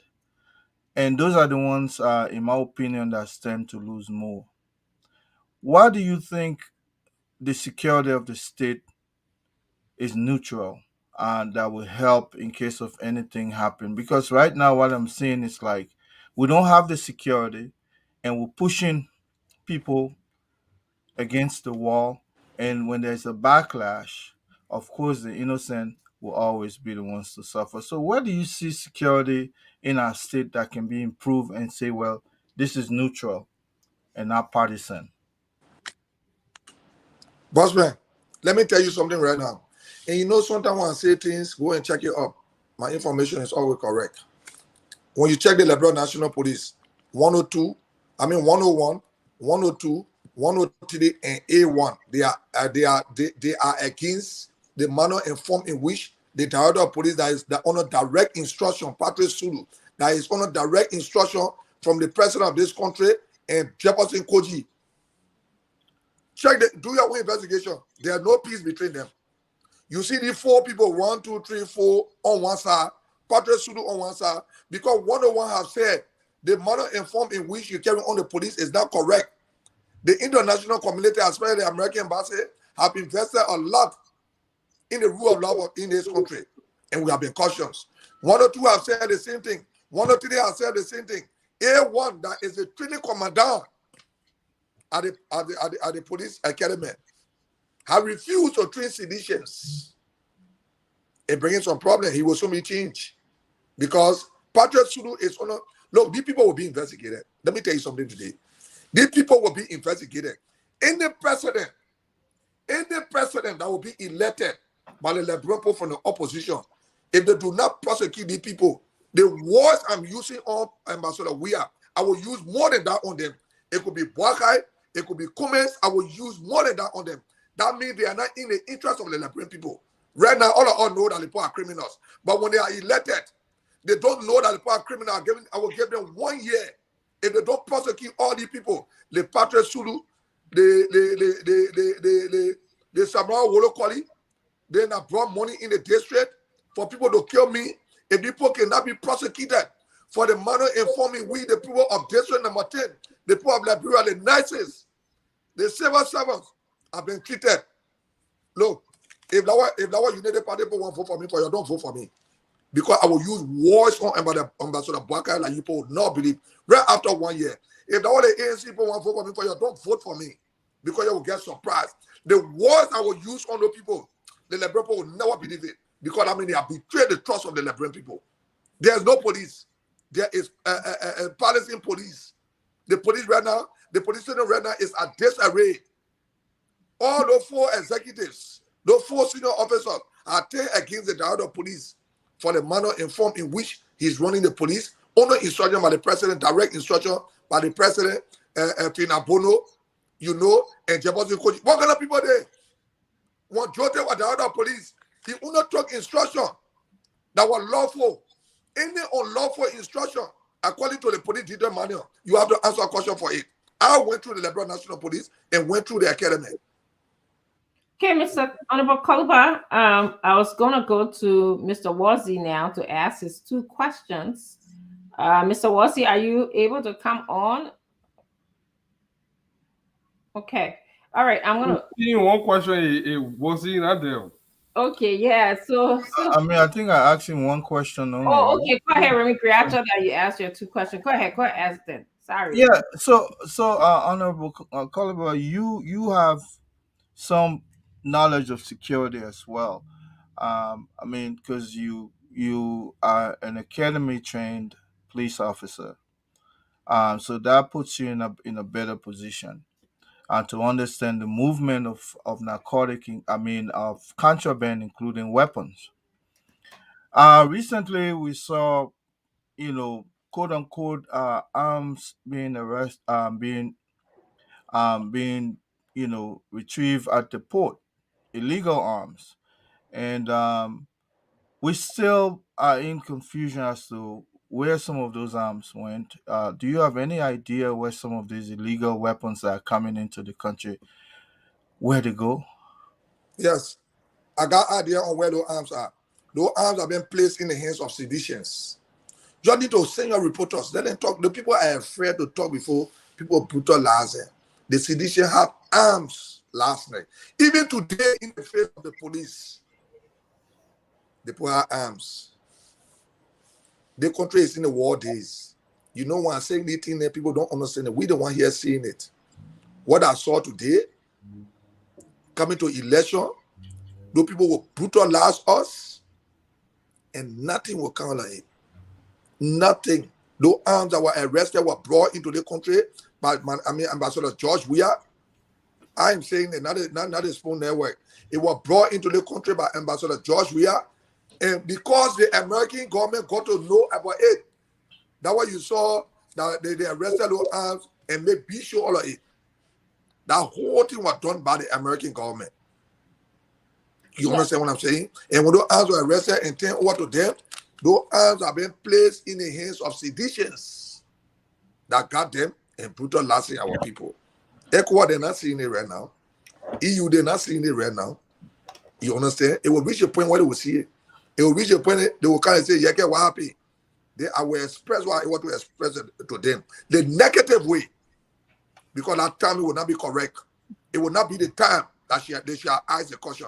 It is about now to ask the question why these situations are going on. To come to the rescue of the Liberian people.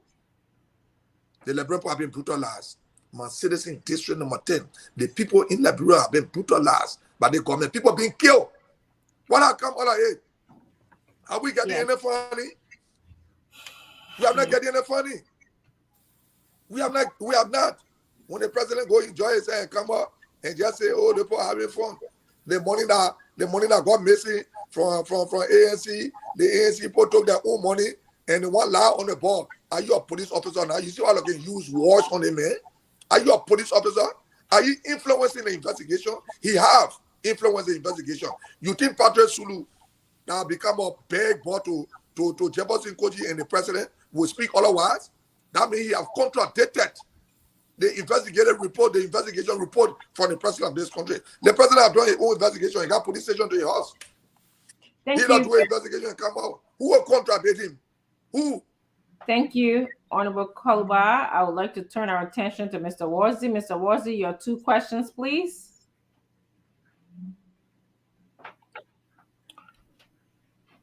You're muted.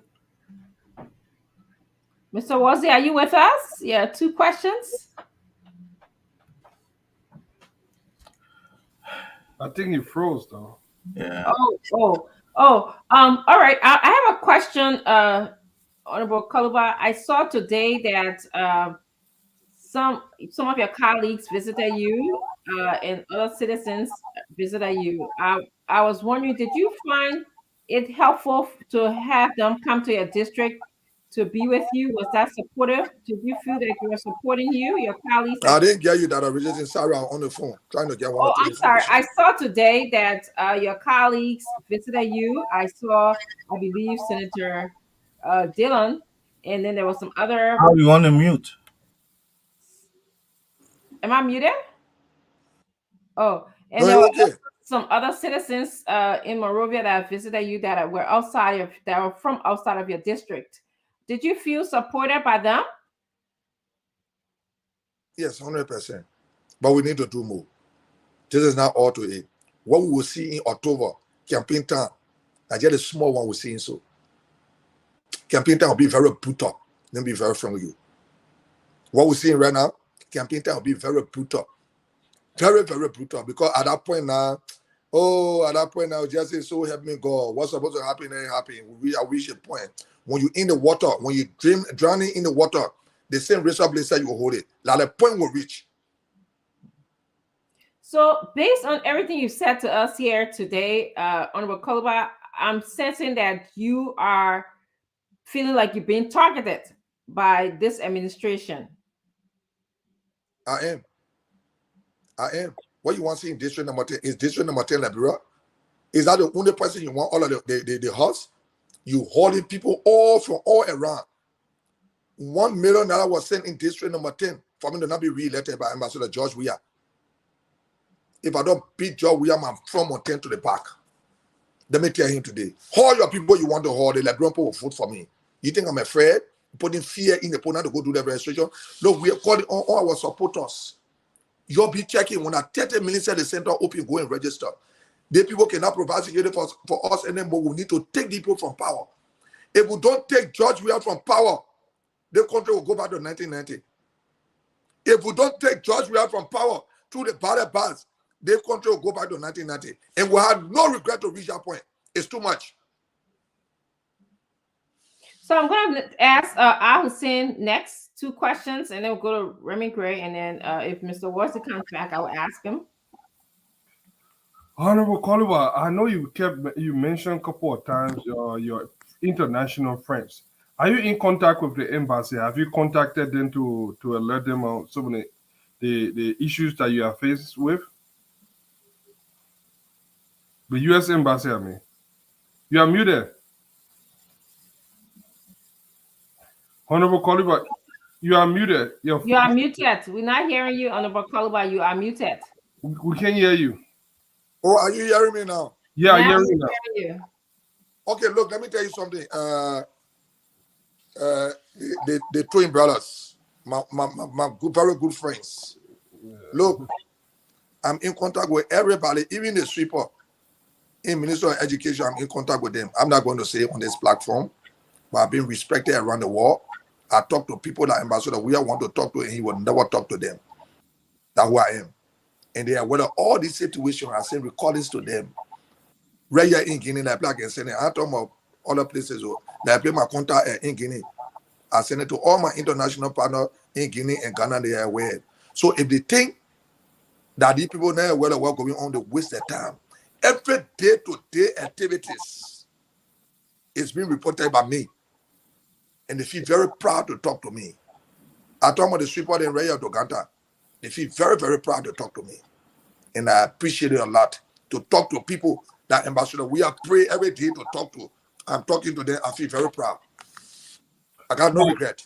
Worst case scenario, I believe that you will win. I mean, you are the voice, the resistant and the voice of the resistance against President Weah right now.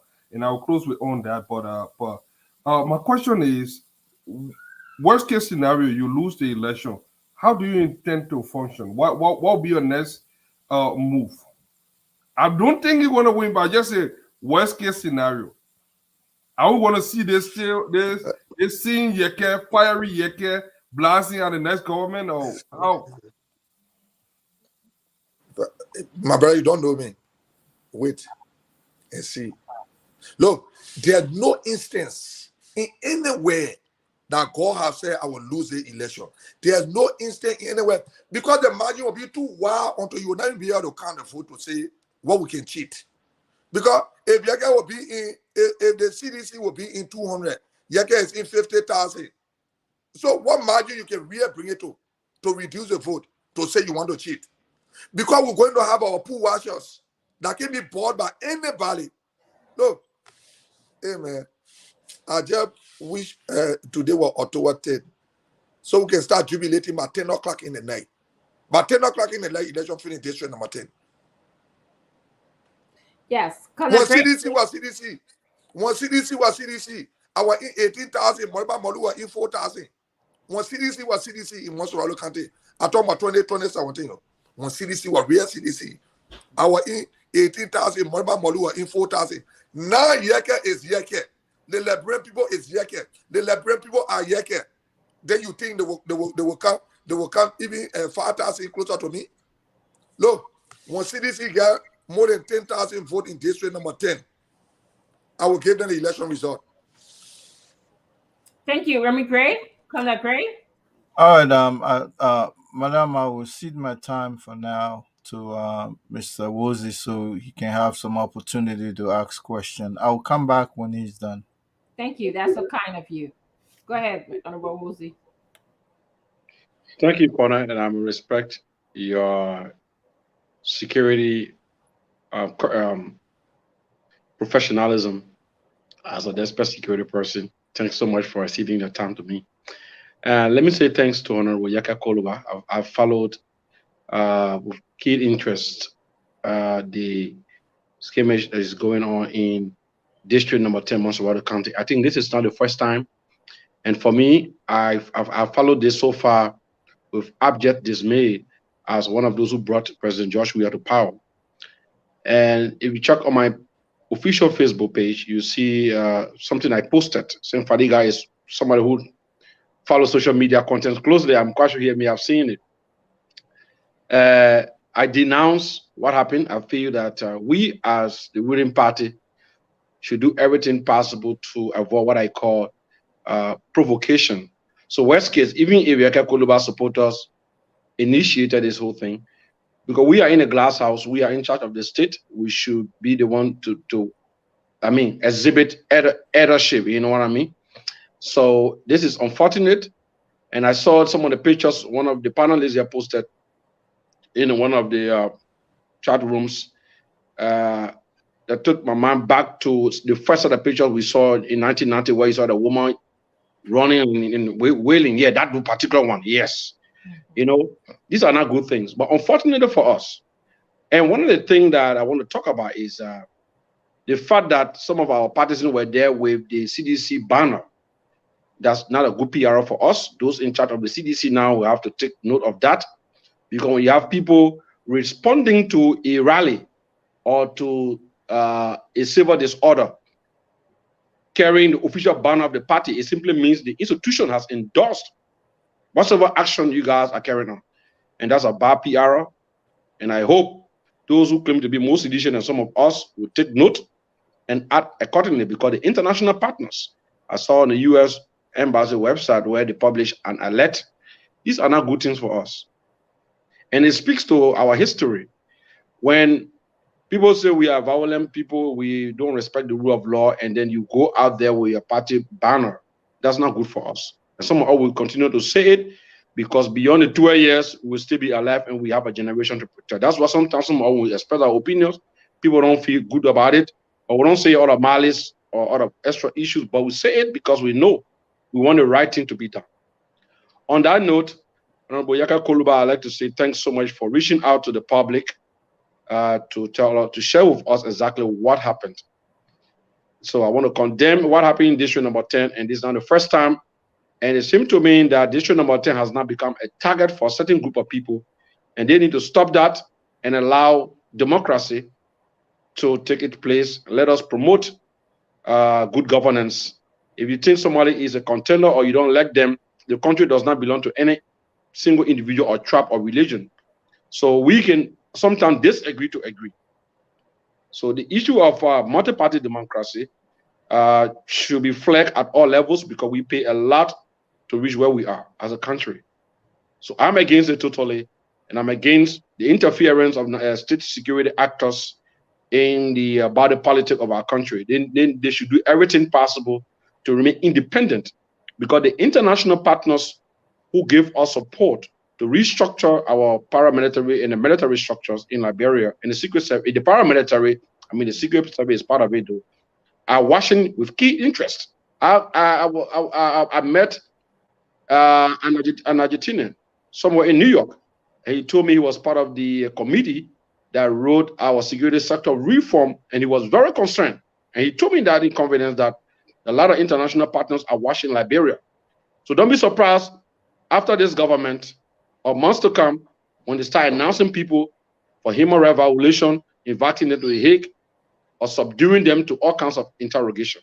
And I'm afraid that we are heading towards that with speed, and it's not going to end up good for a lot of people. So, Dr. Richardson, I will stop here and say where you want me to ask you questions, and I will definitely ask the Honorable Yaka Koluba. Yeah, you can go ahead and ask in your questions. We're going to be going to the phone line in about 5:50, so we have a little bit of leeway here. Can you ask him if you have 2 questions to ask him, and then we're going to go to Colonel Gray. Okay. Yaka, Mr. Koluba, Honorable Koluba of District 10. Earlier, you, I think in a radio interview, said you called, I think that was yesterday. You said when the whole thing started, you placed a call to the police director who you are familiar with. In fact, you were his boss before. I mean, considering your history. And he told you that the matter was above him. What message does that send to you as a security person? It just show me that the justice is being selective. We cannot get justice on the people. We need neutral forces into the country to take over the electoral process. To take over the electoral process or processes. Because if we are not mindful,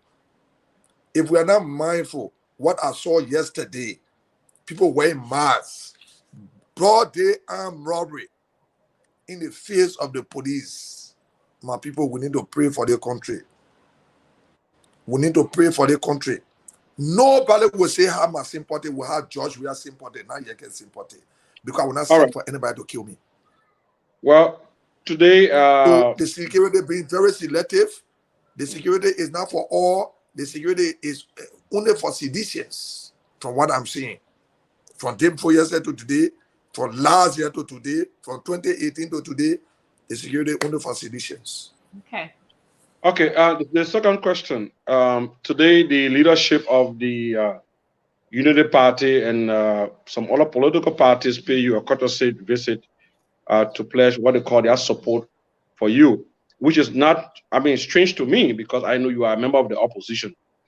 What kind of mobilization are you right now doing as an incumbent lawmaker who feel threatened now that the leadership of the Unity Party and schools of political party leaders have publicly declared their support for your security and also your re-nomination in your district?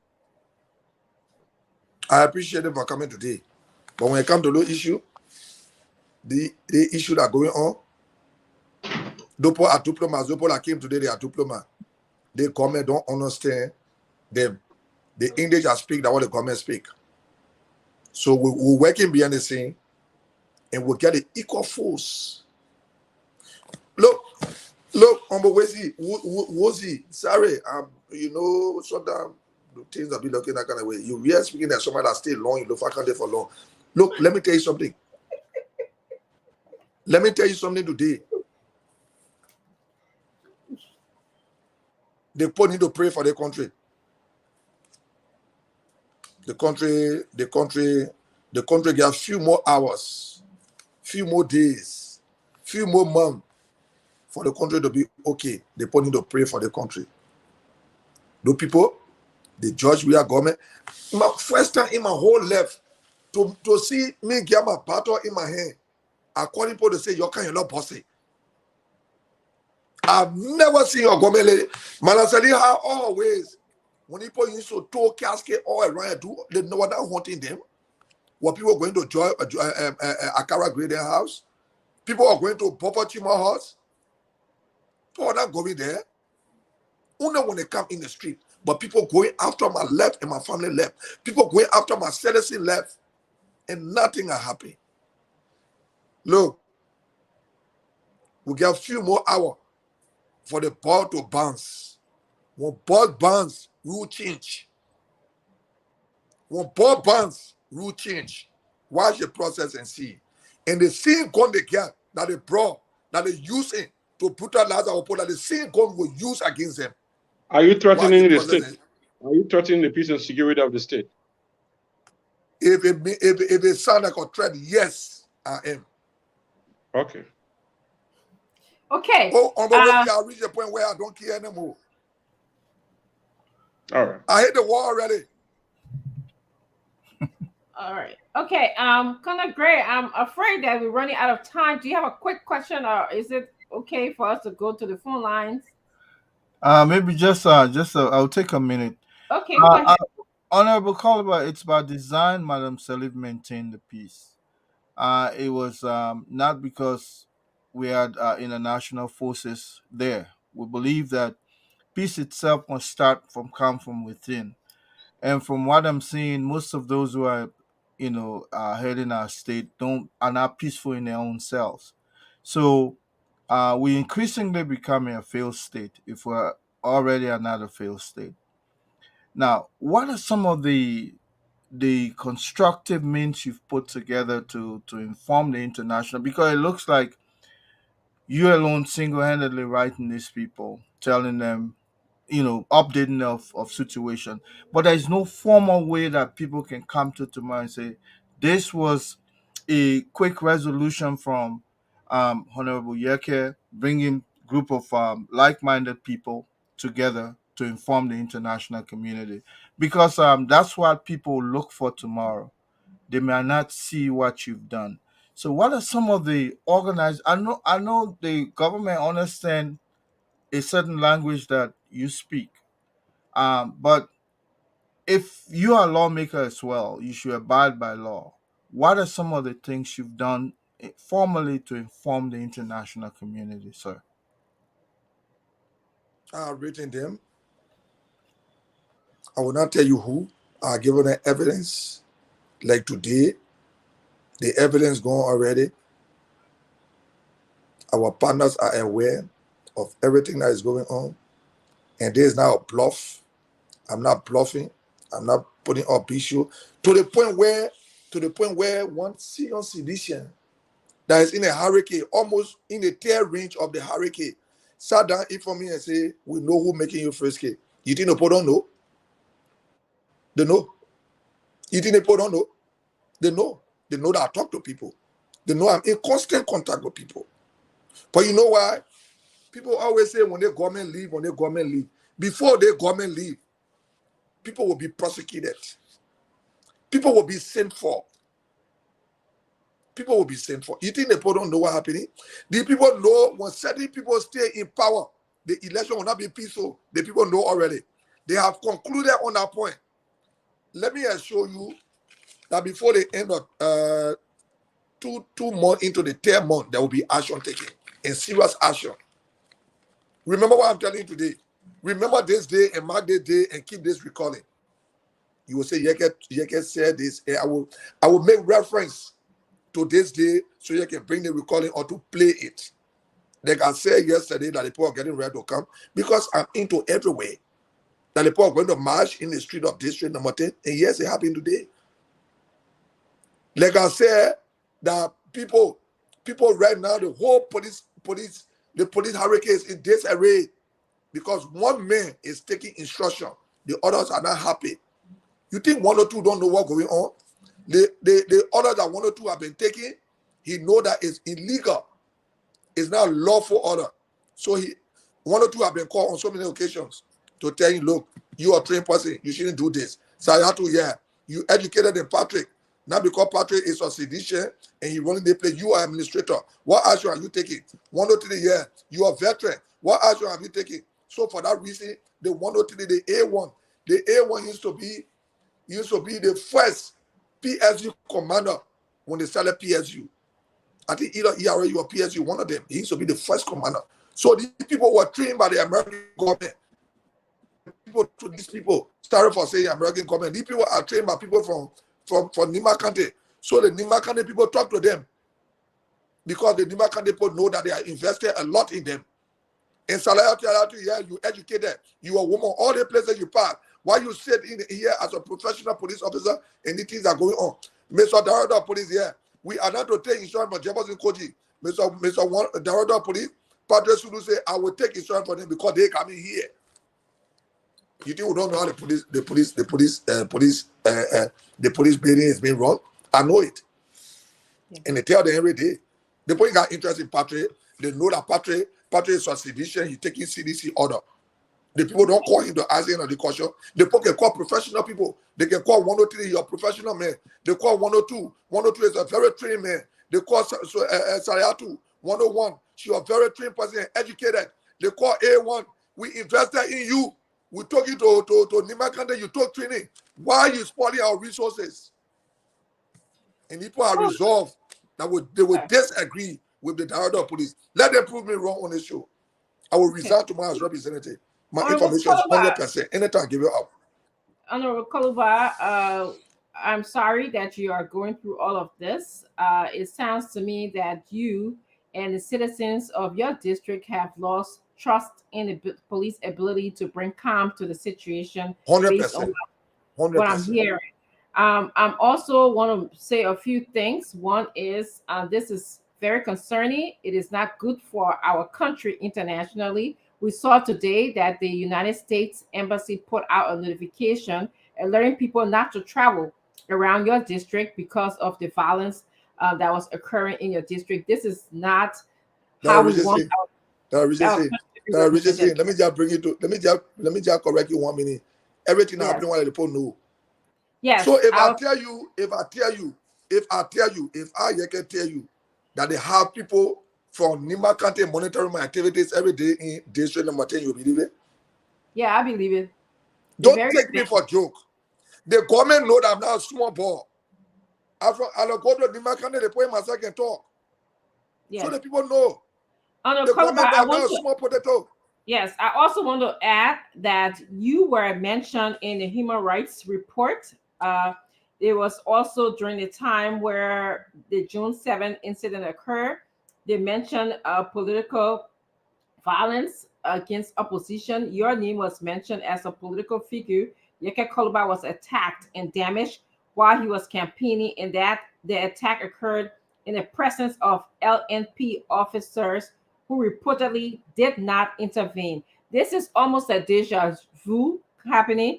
The same incident of violence that occurred, political violence, we're seeing that happening again to you. I just read a little snippet that was documented by the United States Human Rights Report talking about how you were attacked during the June 27 riot and in the presence of LMP. And you are saying the LMP is around while your district has been, some people in your districts are being violated. I just wanted to say that. We're going to go to the phone lines. Byron, could you please come over so we can take at least 5 to 6 calls from our fellow Liberians, and then we're going to move on to take calls, international calls as well. Byron, they can talk about. Let's go to. Yeah, go ahead, Regency. Yes, Liberians, you heard a few things. We had a student speak about his ordeal in the Philippines. He feels like Liberia was giving $30 million for his education involving statistics, and he is being targeted by certain elements that sort of relates to him not getting his money. And then, of course, we heard the Liberian Professional Organization that are trying to network with Liberians in Liberia. You can speak about that, or you can speak about what's happening in District 10. Honorable Yeke Koluba here is feeling terrorized by the government of Liberia regarding his district. Okay. Go ahead, callers. So 0777 1075 0555 1010 75. This person. Good evening. You have to walk away from your monitor, though. What is the name? Yes. Yes. Yeah, well, you see, it's phone talk. Where do you call from? I speak from Liberia, Biology. There's reporter calling from Biology. Okay. You see, people often see. I'm sorry, your line is breaking up. You have to call back. Good evening. Good evening. Welcome to good evening to the panelists. This is DJ Lume. Let me say hi to the General in Studio, Honorable Yeka Kolba. This is DJ Lume calling from Kowai. You have 1 minute. Thank you very much. Let me say this to Honorable Kolba. Honorable Kolba, by the grace of God, you are protected. This government is failing on a daily basis. Today, what we saw with CDC, armless behind these guys. That yesterday were playing that they were going to attack today, they were going to Oro in the name that they were going to vote. But now I need to go register to vote, but now they were coming to attack you. The international community are seeing these things, and we are seeing it, and we know what they want to do. Silencing your Honorable Kolba, you think that you people will silence us? A lie. You people will not make it by the grace of God, and you people will be disgraced. President, we are a group of thieves, along with other people that see that this country belongs to them. Only then, I'm saying you're lying. Okay. You will not silence us, and you people will be silenced. The international community will call you everything you're doing in this country. Thank you, my brother. Good evening. Thank you. Good evening, the panelists. I followed the discussion on the Mukorba. Let me say good evening to you. And my name is Mohammed Kane, and I speak to it in that one to 16 on the Adam Pinas Military School. I live in the Mukorba, and it's very, very well. You know, I think the security in class security sector will be the LMP. Mohammed, I'm sorry, I have to leave you. Your line is so terrible. Yeah, we have a problem hearing you. I have to leave you. Let me take this question. Good evening. Good evening, sir. I'm Emmanuel Johnson calling from district number 10, Oro, precisely. I'm speaking from Smart Road. All right, Emmanuel. Sir, I want to say something this evening. If Yege Kolba, the Honorable Yege Kolba in studio there, if Yege really know that this government is not doing well, we expect Yege Kolba as an honorable man enough to call his follower, and we all wait for October 10th and to remove or to unseat this government. Instead of here, Yege Kolba carrying men in the street, threatening the government, it sounds no good. You know, it's not sounding fun for Yege Kolba. Okay. But we are waiting for October 10th to unseat Yege Kolba. With the type of violence every day he carry on in this country. We are tired with Yege. We are tired with Yege Kolba. In your words. Hello. Hello? Yes, welcome to Spoon Talk. Good evening. I'm Ivan calling from Chigotaniho. I want to speak to you about that. Honorable Kolba, don't worry. Europa will stay by you and will be with you. Nobody talking about we come to register in addition to re-elect you in that district. Okay. Everybody not intimidate us. Thank you. Thank you. Good evening. Good evening. Hello? Yes. Hello. Yes. Welcome to the program. Thank you so much. My name is Usman Kumar, calling for Spirit Oeste. Okay. What the government is doing is very bad. Let me be bold to this government. What the government is doing is very bad. And let me say this. Whether they like it or not, if I get a chance to go there to go register in that district, I'm going to register there and vote for Yeke Kolba. Thank you so much. Thank you. Okay. Good evening. Good evening. Hello. Yes, welcome to Spoon Talk. Yeah, thank you very much for the topic on the discussion, Chairman. And what we want to say to our leaders is that we need to be very much peaceful to the only country. We know what small people doing at the war. So we want for some of us to get to see our sort of going back to what we came from. You know, one reason is that this country we need to be peaceful one. No matter what Liberia will remain Liberia, and Liberia will remain itself. All right. So we need to be very much careful to see how better to Thank you. Thank you. Good evening. Hello. Good evening. Yes. Two more call, Brian. Okay. My name is Peter Mato. I'm calling from District 13 this evening. Look, let me be clear now. You see, what Honorable Yeke Kolba going through, I think something that all of them calculated by this government to do to Yeke and to destroy Yeke. And you know, I will also blame this useless and foolish organization that people call ECOWAS. ECOWAS, they are not institutions that people should rely on because people sit down for things to happen before they come in. What happened in Yeke? The ECOWAS feel is serious, and the international community also is serious. They have to come in. Oh, you left. Okay. We're taking 3 more Last calls. call. Then we'll go back. Yes, Hello? the last call. Yes. Hello? Okay. Hello? Yeah, am I live on the phone talk? Yes, you're live. Okay, this is Sabine Escobana, and I do join a conversation this night from Clarita, a member of CYM, and my goal is to make Mr. We are a one-time broker denso. Okay, thank you for affording me the time. Mr. Koluba, you have said all right. I'll continue to say this on so many people. Mr. Koluba, I want to be part of the mobilization team in district number 10. No, just what you have said, right, Mr. Koluba. Mr. Weir is forcing Willie Liberian to go back to 1990 because all of okay. I can always tell people this. All of what the cause of chaos in country that can cause for people to die in their hundreds, in their thousands. Mr. Weir have caused all of those. Thank you. What? Thank you. Thank you. It is all you. Thank you. We'll now go to the international line. Good day. Could you please come and help assist us with that call? Just go ahead and assist us.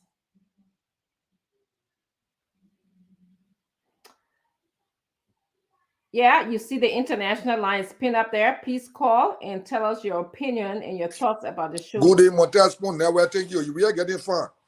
Because you should be real ugly. Little pan one tap up from low. You got to a district thing. You living in a me, Joe. Look, you can't before you leave and then you tell the people something Lama to say, Yes, be Lama, don't fool him. Yes, be Lama. Hello. Hello. What is your name and where you calling from? My name is Mohammed Sharif from Istanbul, Turkey. Go ahead, Sharif. Yeah, the situation that Yeke is going through, and I don't want people to be thinking Yeke don't know how to talk to people, don't know how to talk to the president, and this thing they put Yeke in. So me, in my mind, Yeke, they are trying to do all that kind of thing so that people can register in history. And what they are trying to do, because they are holding people to register there. Like, they are sincere people. So you must stay strong. All right, sir. Thank you. All right. Women, please call. I want some women to call as well. women coming, they will call.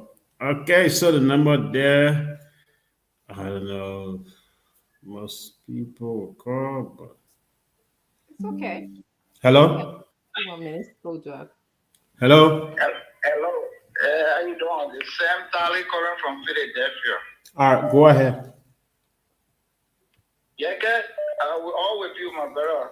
We listen to the show every day. Today I watched the show that two guys were driving right opposite Cali Junction, and they said they saw a group of people carrying cutlasses.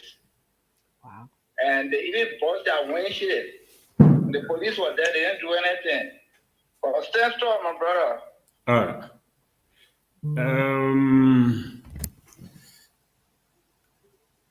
Good evening. Hello? Hello? Hello. Welcome. Your name and where you calling from? This is Johnson Christian Gavler. I'm calling from South Cyprus. Oh, Gavler, what's up, man? Welcome. Okay. I just want to talk to the Honorable Yeke Kurba to remain calm. You know, the problem is that leadership abilities, when you have leadership abilities, for someone to just let you down is very hard. I wouldn't want him to be calm, to be peaceful. District number 10 is for him. That's all. All right. Thank you. All right. Let me get this. Hello? Your name and where you calling from? Oh, wow. My name is Andrew. I'm calling from the Netherlands. Go ahead. Hello. I want the people to know. Yeke had just said something, and we all know. My name is Wilson from Holland. Yeah, go ahead. We have to realize that 1990 Civil War, police officers were being targeted by both groups, especially the rebels. So if the police in Liberia today are partaking the space, the time, and position of the present government, if anything goes wrong, like Yeke is saying, they too will be hunted by people. It was not just the airborne people were being run behind, or the rebels were targeting police officers. Police, not just SATU. So there's a clear warning to the police officers, their bosses. They must learn this lesson from the 1990. Conor Gray is in the thing in the studio, and he knows exactly what I'm talking about. Police were being killed only because they were in the army there. Thank you for following me the time. Thank you too for calling. Two more, and okay, yes, we're done. If there's no other call. No, I get callers. Okay, two more, then we're done. And we'll go to our closing. Hello. Yeah, hello. How are you? Your name? Go ahead. Yeah, is this the phone talk? Yes, sir. Go ahead. Make your point. Okay, yeah, my name is Mustafa Battle, a resident of District Number 10. I live in the United States. I just want to say one or two things. Because I remember when CDC had a lawmaker in that district, the name Jacob Barron, CDC was not doing what they're doing to Yeke Koruba. It was always because Julius Barron, he was a fake mayor at the time, a liar, but he was still embracing him.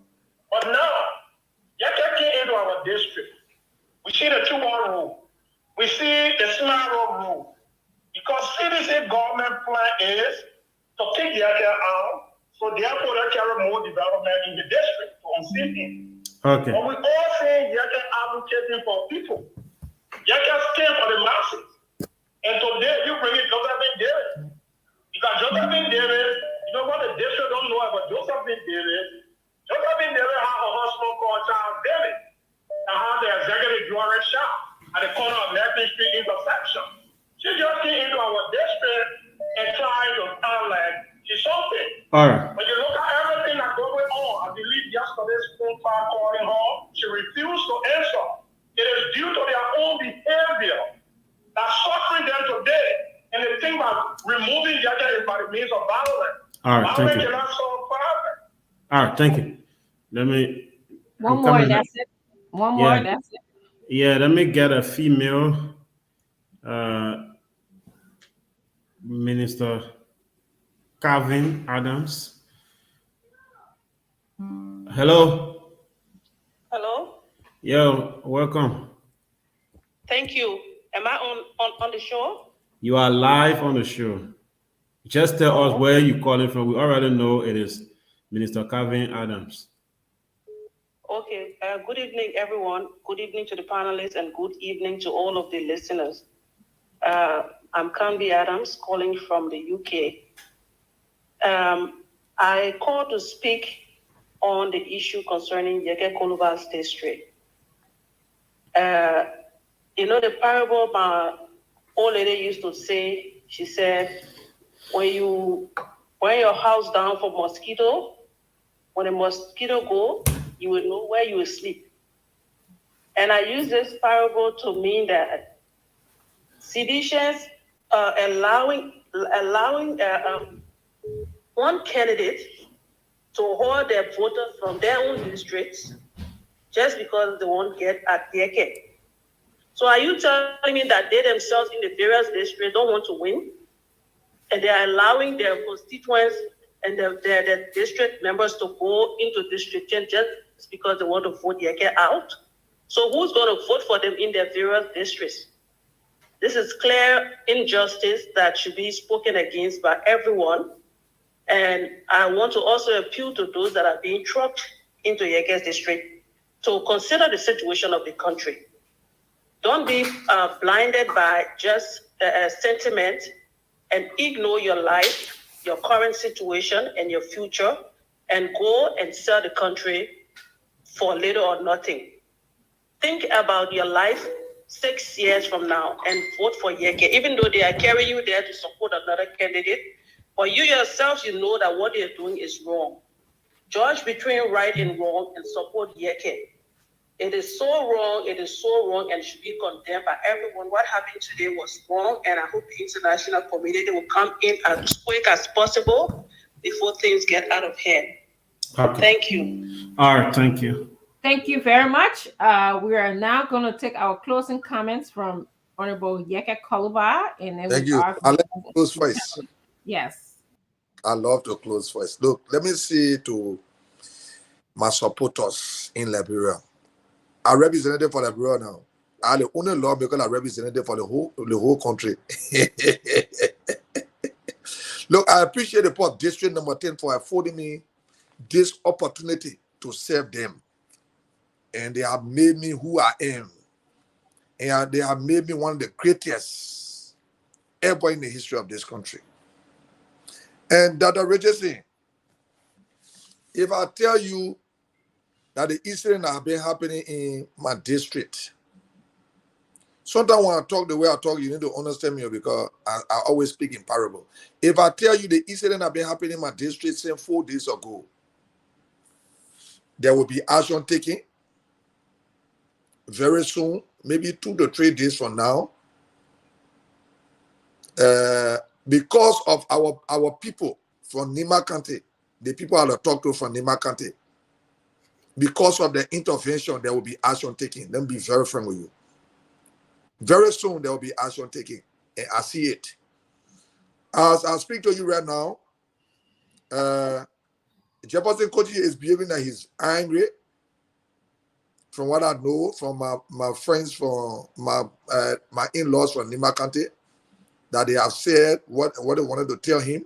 They have told him what they wanted to say. And he's behaving that he's angry. And our president is also behaving that he's angry, coming down hard on Jefferson Koji, telling him what he did. He's not a part of it. He is a part of it. That now you want to speak because the poor Nima County, my friends in Nima County have spoken, that now you want to talk, that already action will be taken. From what happened in the district from day before yesterday to today, action will be taken. Because my friends in Nima County were very clear. Say because of this, we'll draw a red line in district number 10. Calling on our people not to go there anymore until action is taken. District number 10 is not safe. You know what I mean? For Nima County to declare district number 10 unsafe for a citizen. Action will be taken. Let me tell our supporters to move in the district. Go and do your registration. People want to do this, so you cannot go to do your registration. The election law say anywhere you register, there will you vote. If the people are going peacefully today to do their registration, there's going to be no problem. You bring all the people that register. I don't care. Look, the Liberian people that I believe in and myself will defeat Joe Weah. If we, the Liberian people, do not defeat Joe Weah in district number 10, my front or 10 to my back. Let me say good night to everybody on the show and good night to my supporters, the Liberian people. Thank you for your support. All my friends in the diaspora, thank you for your support. I received all your support. Moral, financial, I receive it, and let me appreciate all of you people for standing by me. Let me appreciate Senator Dillon, what my brother named from the Liberty Party, the Secretary General of Unity Party, the Youth Chair, and all the officials of the Liberty Party, the Unity Party, the ANC, and the ALP that came today to show their support. I appreciate you here. We will beat Joe Weah in district number 10. Like we'll beat him like Daily Rock. Let me say thank you and good night. Okay, we'll move our attention to Al Hussein Fadigar to do his closing. All right. Well, Yeke. I've known Yeke for a couple of years. We used to do some, I respect him. What we are saying, I will close on Yeke. Yeke, like it or not, I think the government is playing with fire. Yeke has become the face and the voice of resistance against this government. Why I do not personally condone violence, I do believe that the Yeke doctrine, something I call the Yeke doctrine, is something, it's the only language that this government tend to understand. You have to fight them firepower. You have to beat them at the game. These guys operate a rebel soldier. They do not follow any conventional means of doing things. So you have to beat them at the game. Why is it? It is true. Most of the things tend to be violent, but if anything happened to Yeke in Liberia, that would be the end of this regime. I can say that based on what we hear from outside and something. If so, they keep pushing it, they keep pushing the law and thinking what they can get with, because Yeke is doing something while most of the political leader is doing something that most of the political leaders have not mustered the courage to do not have the balls and the guts to do. Back in the day, opposition leader went to jail and he came back as hero. Nowadays, these guys act so flowery and polished and try to be too conventional and something, playing with people that are street smart, that do not play by no rules. You do not have to condone violence, but I think it is time that the political parties and the political leader put their support behind Joe Weah. You know what? They should encourage more voters to go in our district. Yeke is needed because Yeke is the only person. People say, oh, he insult. Yeah. In America, the greatest country in the world, do you know how many years Donald Trump was insulted? Did you see some of the meme?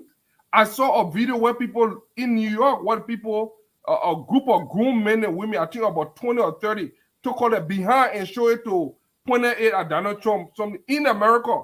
Took all the trousers. You saw that video? Grown white men, black. In fact, half of the people were Caucasian. They took all the behind and showed it to Donald Trump. In the greatest country in the world. What people talking about? Yeah, insult is just insult. As a leader in a public service, people will tell you things. Part of your role is to be tolerant enough in something. And what we are seeing, I made one statement first before. 30 seconds, yeah. These guys have tasted power. They have seen that there is money to be made in government. They are dangling around with millions of dollars that they have unexplained, questionable wealth that they do not want to relinquish. It will cause fire and fury to get them out. And they will not hesitate to spill blood just to remain in power. And this is what we are seeing. Okay, thank you. We're gonna go over to Colonel Remy Gray. Your 2 minutes, please. All right, madam. I think the student in the Philippines, I guess, this government is effervescent, meaning they are everywhere. What they've done cleverly is to put a wedge between the students in our country. And one person now, probably who was the whistleblower, is now the victim. All I can say is, fighters are not recognized until they achieve their goals. I pray and hope for him that he survives in a foreign country, especially in a place like the Philippines, where not many people there look like him. So it's going to be difficult for him. So I keep him in my prayers. And of course, Sir Philip Joe's initiative seems to be extremely it could prove useful. Just that my own advice to him, he's my church member anyway. We go to the same church, and he sent me this proposal, and I looked at him. The proposal, I'm trying to see if I can rub my own observation into it, and then probably I'll let it go.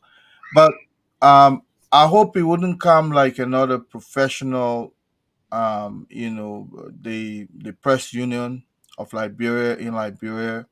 Sometimes they tend to be governmental because government will infiltrate those kinds of organization once they begin to put them in check. And I will hope that they will work on their constitution so that it will be apolitical completely, which is very, very difficult. Regards to Yeke, I see Yeke becoming like the Darius Dillon. People have a way of standing against government in the urban area, especially in the capital city. What happened to Dar es Salaam was a protestation against this government. I see that same euphoria, euphemism moving towards Mr. Yeke. The fact that people are feeling challenged that what happened now, you know, the government must challenge everybody even when it's not necessary. And Yeke, I think, is becoming slowly the hero that Mr. most Gray, people your want. time is up. Thank you so much, madam. Yes, Mr. Warsi. It's frozen again. Mr. Warsi is Madam, I'll just ask you give you a closing. It's going to come back and come in. It's frozen. okay. Thank you. Thank you. So I want to just begin by thanking you, the panelists, for being here today and for your commitment. There's Mr. Okay, Wood. actually, I'm gonna go. Yes, so I'll be the last to speak. Mr. Warsi, we're calling you on you, but you are frozen. So you want to give your closing? Well, thank you, Dr. Richardson. I think this edition has been a very wonderful one. And I'd like to thank Honorable Koloba for appearing. And let me start up with the last part. Look, I think we, as a government, our government is making Yaka Koloba appear like a hero in the eyes of many people.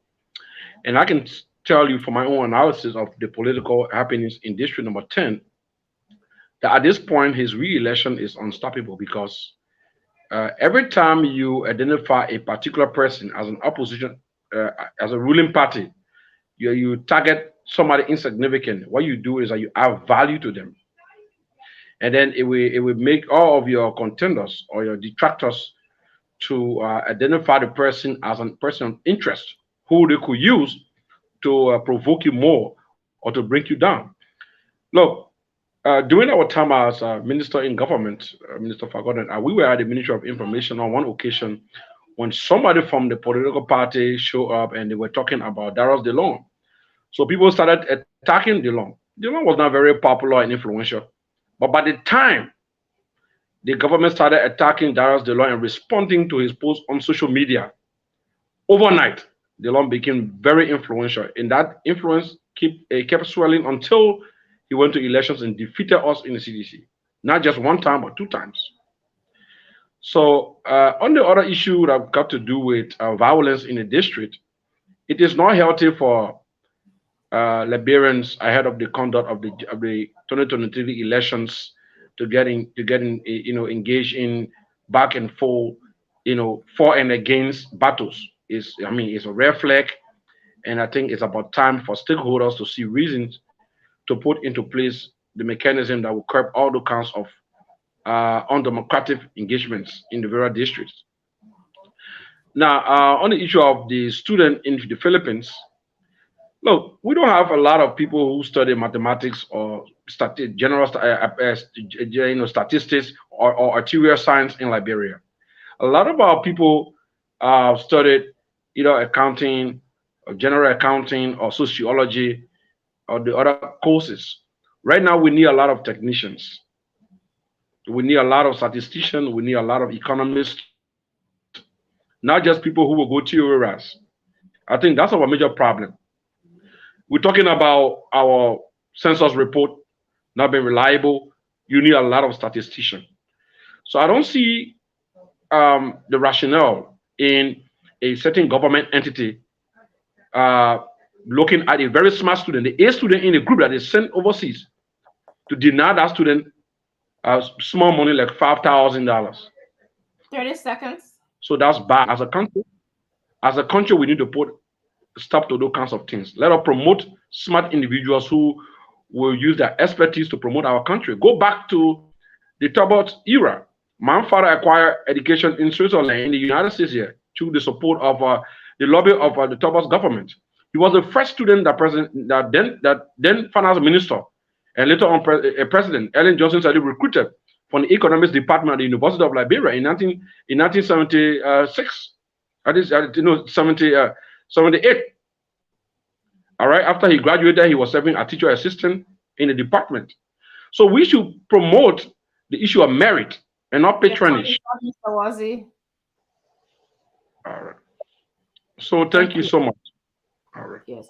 Thank you. I'm going to just do my closing quickly here. I want to thank Honorable Kolubai for coming in, make his appearance on Spoon, considering that his district is in trouble right now. We are hearing a lot of violence in his district, so that was quite courageous of him to come out here to let Liberians and the world know what is happening in his district. I also want to thank you, panelists, for being here. It is not easy to do this Saturday. You had errands to run, you had to be with your family, you have so many things on your list to do, but you took the time and you took the opportunity to come here and be a part of a team that provide information to Liberians.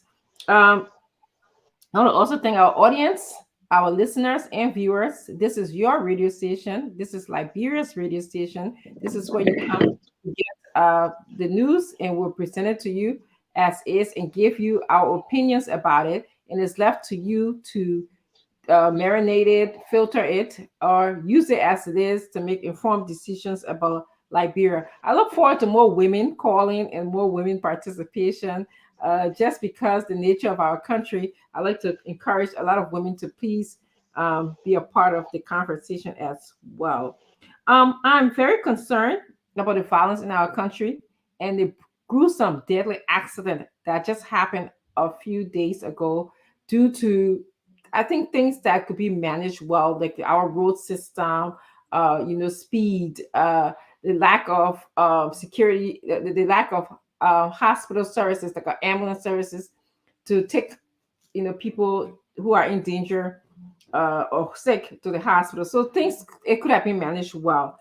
So when we have these violence and deadly accidents in our country, it brings me to the place of trauma. And I always talk about trauma to Liberians because I think we don't put a lot of attention to our mental health.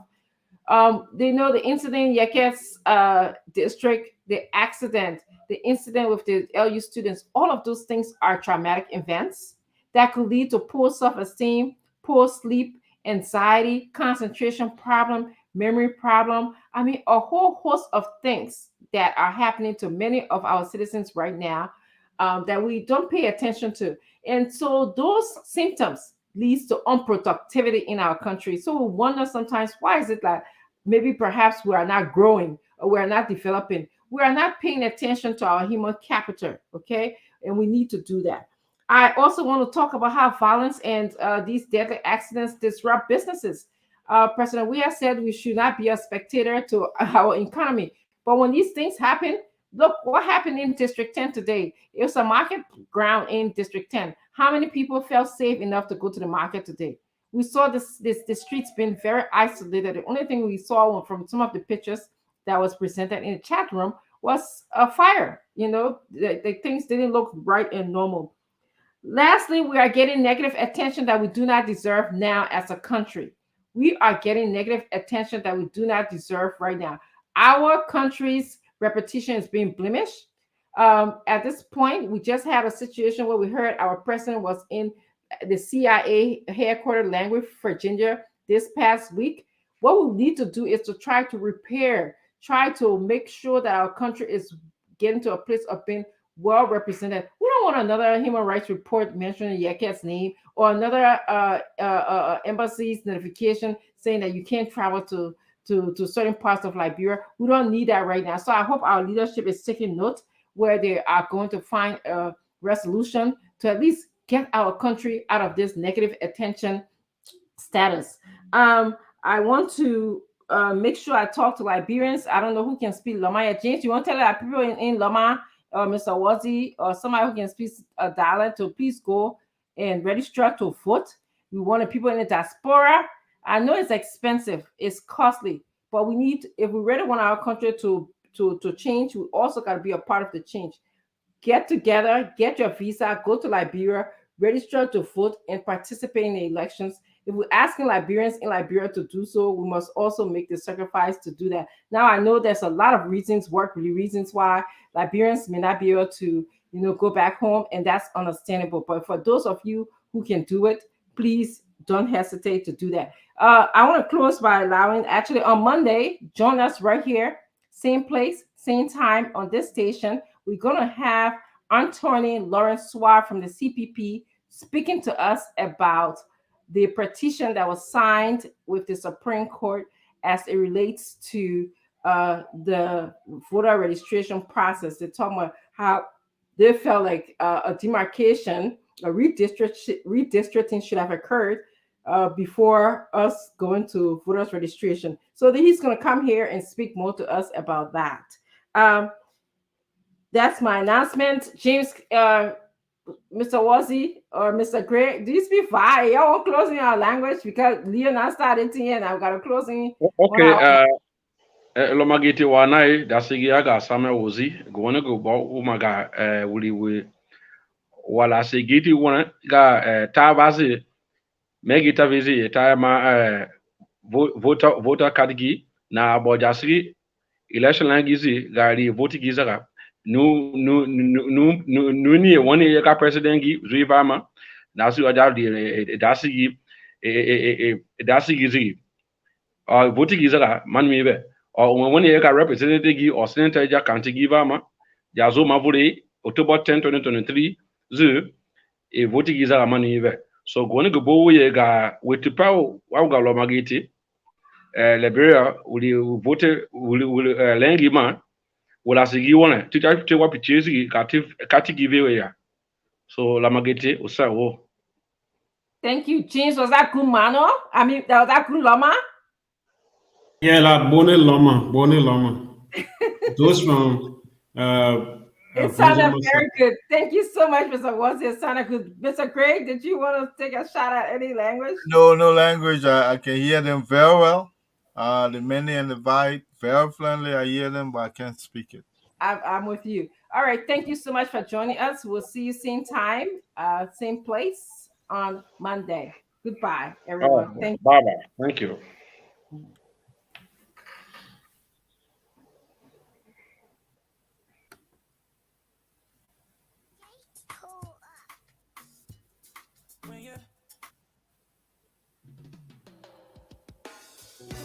Yes, sir. A special one from the CEO, Stanton with the spoon. And your boy, Friday the South Band. Charges on the beat.